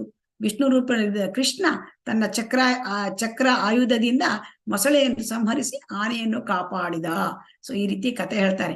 ಹಾಗಾಗಿ ಶರಣಾಗತ ತತ್ವವನ್ನು ಪ್ರತಿಪಾದಿಸುವ ಇದು ಉದಾಹರಣೆ. ಶರಣಾಗತರಾದವರಿಗೆ ಕೃಷ್ಣ ಕಾಪಾಡ್ತಾನೆ. ನಮ್ದು ಅದೇ ಪರಿಸ್ಥಿತಿ. ಕೃಷ್ಣ ಪ್ರಜ್ಞಾ ಆಂದೋಲನ ನಮ್ಮದಲ್ಲದ ಕ್ಷೇತ್ರಗಳಾದ ವಿದೇಶಗಳಲ್ಲಿ ಇಲ್ಲಿ ಸೆಣಸಾಟ. ಇಲ್ಲಿ ನೋಡಿ, ವಿದೇಶಗಳಲ್ಲಿ ನಮ್ಮ ಕ್ಷೇತ್ರ ಅಲ್ಲ, ಅಲ್ಲಿ ಹೋಗಿ ನನಗೆ ಸೆಣಸಾಟ. ಸೊ ಅಂದ್ರೆ ಆನೆ ಹೇಗೆ ಅಲ್ಲಿ ಸೆಣಸಾಟ ಇದೆ, ಅದೇ ತರ ತಾನು ಮಾಡ್ತಾ ಇದ್ದೇನೆ ಅಂತ ಹೇಳ್ತಾರೆ. ಆದರೆ ಕೃಷ್ಣ ಕಥೆಯಿಂದ ನಾವು ಯಶಸ್ವಿಗಳಾಗುತ್ತಿದ್ದೇವೆ. ಈ ಕಥೆಯಲ್ಲಿ ಕೃಷ್ಣ ಚಳುವಳಿಗೆ ಸೇರಿದ ನಮಗೆಲ್ಲರಿಗೂ ಒಂದು ಪಾಠವಿದೆ ಹರೀಶ್ ಅವರಿ. ಹಾಗೆ ನೋಡಿದರೆ ಕಲಿಯುಗದಲ್ಲಿ ಸನ್ಯಾಸ ಸೂಕ್ತವಲ್ಲ ಎಂದು ಸಾರ್ವಭೌಮ ಭಟ್ಟಾಚಾರ್ಯರಂತ ಶ್ರೇಷ್ಠ ವೈಷ್ಣವರ ಅಭಿಪ್ರಾಯವಾಗಿತ್ತು. ತಮ್ಮ 24ನೇ ವಯಸ್ಸಿನಲ್ಲಿ ಸನ್ಯಾಸ ಸ್ವೀಕರಿಸಿದ ಚೈತನ್ಯ ಮಹಾಪ್ರಭುಗಳಿಗೆ ಭಟ್ಟಾಚಾರ್ಯರು ಈ ಮಾತನ್ನ ಹೇಳಿ ಬಹು ಎಚ್ಚರಿಕೆಯಿಂದ ಇರಬೇಕು ಅಂತ ತಿಳಿಸಿದ್ರು. ಯಾಕೆಂದ್ರೆ ಕಲಿಯುಗದಲ್ಲಿ ತುಂಬಾ ಚಿಕ್ಕ ವಯಸ್ಸಿನಲ್ಲಿ ಚೈತನ್ಯ ಮಹಾಪ್ರಭುಗಳು 24ನೇ ವಯಸ್ಸಿನಲ್ಲೇ ಸನ್ಯಾಸ ತಗೊಂಡಿದ್ದಾರೆ. ಹಾಗಾಗಿ ಆದರೆ ಚೈತನ್ಯರು ನಮಗೆಲ್ಲ ಆದರ್ಶಪ್ರಾಯರು. ಸ್ಥಾನೇ ಸ್ಥಿತ ಶ್ರುತಿಗತಾಂ ತನುವಾನ್ ಮನೋಭಿಹಿ ಎಂದು ಅವರು ವಿಶಾಲ ಮನಸ್ಸಿನಿಂದ ಯಾರ್ಯಾರಿಗೆ ಯಾವ್ಯಾವ ಆಶ್ರಮ ಸೂಕ್ತವೋ ಅದರಲ್ಲೇ ಇದ್ದುಕೊಂಡು ಪರಮಾತ್ಮನ ಸೇವೆ ಮಾಡಿ ಅಂತ ಜೀವನ ಸಾರ್ಥಕಗೊಳಿಸ್ಕೊಳ್ಬೇಕೆಂದು ಆದೇಶಿಸಿದರು. ಸನ್ಯಾಸ ಕೃಷ್ಣ ಸೇವೆಗೆ ಅತ್ಯುತ್ತಮ ಆಶ್ರಮ. ಕೃಷ್ಣನ ಸೇವೆ ಮಾಡ್ಲಿಕ್ಕೆ ಸನ್ಯಾಸ ಆಶ್ರಮ ಅತ್ಯುತ್ತಮ. ಆದರೆ ನಮ್ಮ ಚೈತನ್ಯ ಮಹಾಪ್ರಭುಗಳು ಹೇಳಿದ್ರು, ಯಾರು ಯಾವ ಆಶ್ರಮದಲ್ಲಿ ಇದ್ರು ಕೂಡ ಆಯಾ ಆಶ್ರಮದಲ್ಲೇ ಇದ್ಕೊಂಡು ಅವರು ಭಗವಂತನ ಸೇವೆ ಮಾಡ್ಬೇಕು, ಕೃಷ್ಣನ ಸೇವೆ ಮಾಡ್ಬೇಕು. ಆದರೆ ಸನ್ಯಾಸಾಶ್ರಮ ಕೃಷ್ಣ ಸೇವನೆಗೆ ಅತ್ಯುತ್ತಮ ಆಶ್ರಮ. ಆದರೆ ಇದು ಎಲ್ಲರಿಗೂ ಸಾಧ್ಯ ಇಲ್ಲ. ಕಾರಣ ಇಷ್ಟೇ, ತನ್ನ ಇಂದ್ರಿಯಗಳನ್ನು ಹತೋಟಿಯಲ್ಲಿ ಇಟ್ಕೊಳ್ಳುವ ಸಾಮರ್ಥ್ಯವನ್ನು ಬೆಳೆಸಿಕೊಂಡವನಿಗೆ ಇದು ಸರಿಯಾದ ಆಶ್ರಮ. ಆದರೆ ಈ ಅಸಿಧಾರ ವ್ರತ ಎಷ್ಟು ಜನಕ್ಕೆ ಸಾಧ್ಯ? ಅದು ಸಾಧ್ಯವಿಲ್ಲದಿದ್ದರೆ ಕೃಷ್ಣ ಸೇವೆಯನ್ನು ಮಾಡಲು ಬೇರೆ ಅವಕಾಶ ಇಲ್ಲವೇ? ಅದಕ್ಕೆ ಚೈತನ್ಯರು ಹೇಳಿದರು, ತನ್ನ ಸ್ಥಾನದಲ್ಲಿ ಇದ್ಕೊಂಡು ಪರಮಾತ್ಮನ ಸೇವೆಯನ್ನು ಮಾಡಬಹುದು ಎಂದು ಅವರು ನಮಗೆ ಅಪ್ಪಣೆ ಕೊಟ್ಟಿದ್ದಾರೆ. ಲೈಂಗಿಕ ಆಸಕ್ತಿ ಮಾನವ ಮಾತ್ರರಿಗೇನು ಎಲ್ಲಾ ಪ್ರಾಣಿಗಳಿಗೂ ಸಹಜವಾಗಿರುತ್ತೆ. ಉದಾತ್ತ ಗುರಿ ಸಾಧನೆಗಾಗಿ ಇಂದ್ರಿಯ ಆಸಕ್ತಿಗಳನ್ನು ಮೆಟ್ಟಿ ನಿಂತವರು ಸನ್ಯಾಸ ಜೀವನಕ್ಕೆ ಯೋಗ್ಯರು. ಆದರೆ ಅದು ಸಾಧ್ಯವಿಲ್ಲದ ಬಹುಸಂಖ್ಯಾತರಿಗೆ ಸಾಧ್ಯ ಇಲ್ಲ ಸನ್ಯಾಸ ಜೀವನ. ಅವ್ರೇನ್ ಮಾಡ್ಬೇಕು? ಗೃಹಸ್ಥರಾಗಿ ಇದ್ಕೊಂಡು ತಮ್ಮ ಇಂದ್ರಿಯ ಆಸಕ್ತಿಗಳನ್ನು ತೃಪ್ತಿಪಡಿಸಿಕೊಂಡು ಸಾತ್ವಿಕ ಜೀವನ ನಡೆಸ್ಕೊಳ್ತಾ ಭಗವಂತನ ಸೇವೆಯನ್ನು ಮಾಡಬಹುದು. ಇದು ಸರಿಯಾದ ದಾರಿ ಅಂತ ಹೇಳ್ತಾರೆ. ಎಲ್ಲರಿಗೂ ಸನ್ಯಾಸ ಆಗ್ಲಿಕ್ಕೆ ಸಾಧ್ಯ ಇಲ್ಲ. ಕೆಲವೇ ಜನರು, ಬೆರಳೆಣಿಸುವಷ್ಟು ಜನರು. ಆದರೆ ಉಳಿದ ಎಲ್ಲರೂ ಕೂಡ ಗೃಹಸ್ಥರಾಕೊಂಡು ಅಲ್ಲಿ ನಾವು ಇಂದ್ರಿಯಾಸಕ್ತಿಗಳನ್ನ ನಾವು ಅದನ್ನ ತೃಪ್ತಿಪಡಿಸ್ಕೊಂಡು ಸಾತ್ವಿಕ ಜೀವನ ಮಾಡಬೇಕು, ಭಗವಂತನ ಸೇವೆ ಮಾಡಬೇಕು ಅಂತ ಹೇಳ್ತಾರೆ. ಭಾರತದಲ್ಲಿ ಏನೋ ಸನ್ಯಾಸಿ ಜೀವನ ಎಲ್ಲರಿಗೂ ಗೊತ್ತಿರ್ತದೆ, ಆದರೆ ಪಾಶ್ಚಿಮಾತ್ಯದಲ್ಲಿ ಸನ್ಯಾಸಿ ಜೀವನ ಗೊತ್ತಿರೋದಿಲ್ಲ. ಸೊ ಅಲ್ಲಿ ದೊಡ್ಡ ಸವಾಲಿನ ಕೆಲಸ. ಅಂತಹ ದುಸ್ಸಾಹಸಕ್ಕೆ ಪ್ರಭುಪಾದರು ಕಾಲಿಟ್ಟಿದ್ದರು. ಅವರು 8ಎದೆಯ ಬಂಟರೇ ಆಗಿದ್ದರು. ಅಲ್ಲಿ ಏನಿತ್ತು, ಆ ಒಂದು ಇದರಲ್ಲಿ ಆ ಪರಿಸರ, ಆ ಪಾಶ್ಚಾತ್ಯ ಪರಿಸರದಲ್ಲಿ ಅಲ್ಲಿ ಮದುವೆ ಬಂಧನ ಇಲ್ಲ, ಇವತ್ತೊಂದು ಮದುವೆ, ನಾಳೆಗೆ ಡೈವರ್ಸು, ಮತ್ತೊಂದು ಸಂಗಾತಿ, ಎಷ್ಟು ಜನ ಇರ್ತಾರೆ, ಎಲ್ಲಿ ಬೇಕಾದ್ರು ಯಾರು ಬೇಕಾದ್ರು ಸಂಗಾತಿ ಮಾಡ್ಕೋಬಹುದು. ಅಂತಹ ಅಂತಹ ಒಂದು ಪ್ರದೇಶ. ಆಗ ಅಲ್ಲಿ ಹೋಗಿ ಪ್ರಭುಪಾದರು ಕೆಲಸ ಶುರು ಮಾಡಿದ್ದೇ ಅದು ಭೋಗ ಭೂಮಿ ಅಮೆರಿಕದಲ್ಲಿ. ಅಲ್ಲಿ ಅವರಿಗೆ ಸಿಕ್ಕಲ್ಲರೂ ಇದೇ ತರವೇ, ಎಲ್ಲರೂ ಎಷ್ಟೋ ರೀತಿಯ ಹಿನ್ನೆಲೆ, ಇಂಥದೇ ಹಿನ್ನೆಲೆ. ಅಂತವರ ನಡುವೆ ಹೋಗಿ ಅಧ್ಯಾತ್ಮವನ್ನು ಒಪ್ಪಿ ಸನ್ಯಾಸ ದೀಕ್ಷೆಯನ್ನು ಅವರು ಸ್ವೀಕರಿಸುವ ಹಂತಕ್ಕೆ ಹೋದರು. ಅಂದರೆ ಇದು ಪ್ರಭುಪಾದರ ಮಹತ್ ಸಾಧನೆ. ಅಂದ್ರೆ ಅಮೆರಿಕ ದೇಶದಲ್ಲಿ, ಪಾಶ್ಚಾತ್ಯ ದೇಶದಲ್ಲಿ ಅಲ್ಲಿ ಯಾವುದೂ ಸ್ಥಿರ ಅಲ್ಲ, ಅಲ್ಲಿ ಎಲ್ಲವೂ ಭೋಗ. ಸೊ ಈ ಮದುವೆಯು ಸ್ಥಿರವಾಗಿಲ್ಲ, ಇಲ್ಲಿ ಎಲ್ಲ ಡೈವೋರ್ಸ್ಗಳು, ಎಷ್ಟೆಷ್ಟೋ ಅವರು ಬಾರಿ ಮದುವೆ ಮಾಡ್ಕೊಂಡಿರೋದು, ಯಾರ ಜೊತೆಗೋ ಇರೋದು. ಅಂತವರ ಮುಂದೆ ಹೋಗಿ ಅಲ್ಲಿ ಇವರು ಸನ್ಯಾಸ ಅಂದ್ರೆ ಅವರನ್ನ ಒಂದು ಅಧ್ಯಾತ್ಮ ಜೀವನಕ್ಕೆ ಒಲಿಸುವುದು, ಅವರಿಗೆ ದೀಕ್ಷೆ ಕೊಡುವುದು, ಆಮೇಲೆ ಕೆಲವರಿಗೆ ಸನ್ಯಾಸ ಕೊಡೋದು, ಇದೆಲ್ಲ ಮಾಡಿದ್ದಾರೆ. ಅಂದ್ರೆ ಇದು ಪ್ರಭುಪಾದರ ಮಹತ್ ಸಾಧನೆ. ಒಂದು ಕಡೆ ಅವರಿಗೆ ಅನುವಾದ, ಮತ್ತೊಂದು ಕಡೆಗೆ ಪುಸ್ತಕ ರಚನಾ ಕಾರ್ಯಕ್ರಮ, ಎಲ್ಲಾ ಕಡೆಯಿಂದಲೂ ಆಹ್ವಾನ, ಎಲ್ಲಾ ಕಡೆಗೂ ಹೋಗಿ ಅವರಿಗೆ ಲಾಸ್ ಏಂಜಲೀಸು, ಡೆಟ್ರಾಯ್ಟು, ಟೊರಾಂಟೊ, ವಾಷಿಂಗ್ಟನ್ DC, ಎಷ್ಟೆಷ್ಟೋ ಕಡೆಗೆ ಅವರು ಇದನ್ನು ಮಾಡ್ತಾ ಇದ್ದಾರೆ, ಅವರು ಭೇಟಿ ಕೊಡ್ತಾ ಇದ್ದಾರೆ, ಹೀಗೆಲ್ಲ ಮಾಡ್ತಾ ಇದ್ದಾರೆ. ಸೊ ಹಿಂದೆ ಅವರು, ನಾವು ನೋಡಿದ್ದೇವೆ ಹಿಂದಿನ ತರಗತಿಗಳಲ್ಲಿ, ಡೆಟ್ರಾಯ್ಟ್ ನಲ್ಲಿ 1 ವರ್ಷದ ಹಿಂದೆ ಅವರು ಭವ್ಯ ಕೃಷ್ಣ ದೇಗುಲವನ್ನ ಕೊಂಡ್ಕೊಂಡಿದ್ರು. ಅಲ್ಲಿ ಭವ್ಯ ಭವನವನ್ನ ಕೊಂಡ್ಕೊಂಡಿದ್ರು. ಅಲ್ಲಿ ಕೃಷ್ಣ ದೇವಸ್ಥಾನ ಈಗ ರೆಡಿ ಆಗೋಗಿದೆ, ಅಲ್ಲಿ ಹೋಗಿ ನೋಡಿ ಬಂದ್ರು. ಟೊರಾಂಟೋದಲ್ಲಿ ಚರ್ಚನ್ನ ತಗೊಳ್ಳಿಕ್ಕೆ ಹೇಳಿದ್ರಲ್ವಾ, ಆ ಚರ್ಚನ್ನು ತಗೊಂಡಿದ್ರಲ್ಲಿ ಅಲ್ಲಿ ಕೃಷ್ಣ ದೇಗುಲ ಅಲ್ಲಿ ಪರಿವರ್ತನೆ ಆಗೋಯ್ತು. ಸೊ ಅಲ್ಲಿಯ ಅನಿವಾಸಿಗಳಿಗೆ ಹೇಳಿದ್ರು, ಅನಿವಾಸಿ ಭಾರತೀಯರಿಗೆ, ಅವರೆಲ್ಲ ರೆಡಿ ಮಾಡಿದ್ರು ಕೃಷ್ಣ ದೇವಸ್ಥಾನ. ಅದನ್ನೆಲ್ಲ ನೋಡಿ ಅವರಿಗೆ ಸಂತೋಷ ಆಯಿತು. ಪಶ್ಚಿಮ ವರ್ಜೀನಿಯಾದಲ್ಲಿ ಅವರು ನವವೃಂದಾವನ ಕಟ್ಟಲಿಕ್ಕೆ ಹೇಳಿದ್ರು. ಅಲ್ಲಿ ಹೋಗಿ ಅಲ್ಲಿ ನವವೃಂದಾವನದಲ್ಲಿ ಅವರು ರಾಧಾ ವೃಂದಾವನ ಚಂದ್ರ ಅವರ ದಿವ್ಯ ಮೂರ್ತಿಗಳ ದೇವಾಲಯವನ್ನು ನೋಡಿ ಸಂತಸ ಪಟ್ರು. ಸೊ ಹಾಗಾಗಿ ಅವರು ಜುಲೈ ಅಂದ್ರೆ 1976 ಜುಲೈ 4ರಂದು ಅವರು ದ್ವಿಶತಮಾನೋತ್ಸವ ದಿನ ವಾಷಿಂಗ್ಟನ್ DC ಕೀರ್ತನಾ ಕಾರ್ಯಕ್ರಮ ನಡೆಸಿದ್ರು. ಆಮೇಲೆ ಜುಲೈ 6ರಂದು ಇಸ್ಕಾನ್ ದಶಮಾನೋತ್ಸವ, ಜುಲೈ 6 ಅಲ್ಲಿ ಭಾಗವಹಿಸಿ ನ್ಯೂಯಾರ್ಕ್ನಲ್ಲಿ ಹೋದ್ರು. ನ್ಯೂಯಾರ್ಕ್ನಲ್ಲಿ ಒಂದು ಪ್ರದೇಶವಾದ ಮ್ಯಾನ್ಹಾಟನ್ ನಗರದ ಮಧ್ಯಭಾಗದಲ್ಲಿ ಇಸ್ಕಾನ್ 12 ಅಂತಸ್ತುಗಳ ಗಗನಚುಂಬಿ ಕಟ್ಟಡವನ್ನು ಖರೀದಿಸಿತು. ಇದು ನೋಡಿ, ಇದು ದೊಡ್ಡ ಅಚೀವ್ಮೆಂಟ್. ಅಮೆರಿಕದ ನ್ಯೂಯಾರ್ಕ್ನಲ್ಲಿ 12 ಅಂತಸ್ತುಗಳ ಗಗನಚುಂಬಿ ಕಟ್ಟಡ. ಸೊ ಅವರು ಅಮೆರಿಕ ಪ್ರವೇಶ ಮಾಡಿದ್ದು ನ್ಯೂಯಾರ್ಕಿನ ಮೂಲಕವೇ. 1965 ಸೆಪ್ಟೆಂಬರ್ ನಿಂದ ಜುಲೈ 61ರವರೆಗೆ ಜುಲೈ 67ರವರೆಗೆ ನ್ಯೂಯಾರ್ಕ್ನಲ್ಲೇ ಇದ್ದಿದ್ರು. ಆದರೆ ಅಲ್ಲಿ ಪರದಾಡ್ತಾ ಇದ್ದಿದ್ರು. ತಂಗಲಿಕ್ಕೆ ಕೂಡ ಅವರಿಗೆ ತುಂಬಾ ಜಾಗ ಕೂಡ ತುಂಬಾ ಕಷ್ಟ ಇತ್ತು. ಆದರೆ ಅನೇಕ ಬಾರಿ ಅವರಿಗೆ ನಿರಾಶೆ ಆಗ್ತಿತ್ತಂತೆ, ಭಾರತಕ್ಕೆ ಹಿಂದೆ ಹೋಗ್ಬಿಡೋಣ ಅಂತ ಯೋಚನೆ ಮಾಡ್ತಾ ಇದ್ರು. ಅಂತಹ ಸ್ಥಿತಿಯಲ್ಲಿ ಇದ್ದರೂ ಕೂಡ ಅವರು ಸಂಪೂರ್ಣವಾಗಿ ಕೃಷ್ಣನಲ್ಲಿ ಭಕ್ತಿ ಇರಿಸಿ ಪ್ರಯತ್ನಗಳನ್ನು ಮುಂದುವರಿಸಿದ್ದರು. ಅದರ ಫಲವಾಗಿ 2 ವರ್ಷದ ಅಲೆದಾಟ ನಿಂತು ಇಸ್ಕಾನ್ ಕೆಲಸದಲ್ಲಿ ಪ್ರಗತಿ ಸಾಧಿಸಿ ಇಂದು ಅದು ಪರಾಕಾಷ್ಠೆಯನ್ನು ಮುಟ್ಟಿತ್ತು. ಅಂದು ಉಳಿಯಲಿಕ್ಕೆ ಚಿಕ್ಕ ಕೋಣೆಯೂ ಇರಲಿಲ್ಲ ಪ್ರಭುಪಾದರಿಗೆ. 8 ವರ್ಷಗಳಲ್ಲಿ ಅದೇ ನ್ಯೂಯಾರ್ಕ್ ಮಹಾನಗರದಲ್ಲಿ 12 ಅಂತಸ್ತುಗಳ ಇಸ್ಕಾನ್ ಕಟ್ಟಡದಲ್ಲಿ ತಮ್ಮ ಆರಾಧ್ಯ ದೈವನಿಗೆ ಆವಾಸ ಸ್ಥಾನ ನಿರ್ಮಾಣಗೊಂಡಿದ್ದನ್ನು ಕಂಡು ರೋಮಾಂಚಿತರಾದರು. ಆಗಲೇ ಅವರಿಗೆ ರಥಯಾತ್ರೆ ಕೂಡ ತಯಾರಿ ನಡೆದಿತ್ತು. ಹರೇ ಕೃಷ್ಣ, ಹರೇ ಕೃಷ್ಣ. ಎಲ್ಲರಿಗೂ ಧನ್ಯವಾದಗಳು. ಹರೇ ಕೃಷ್ಣ.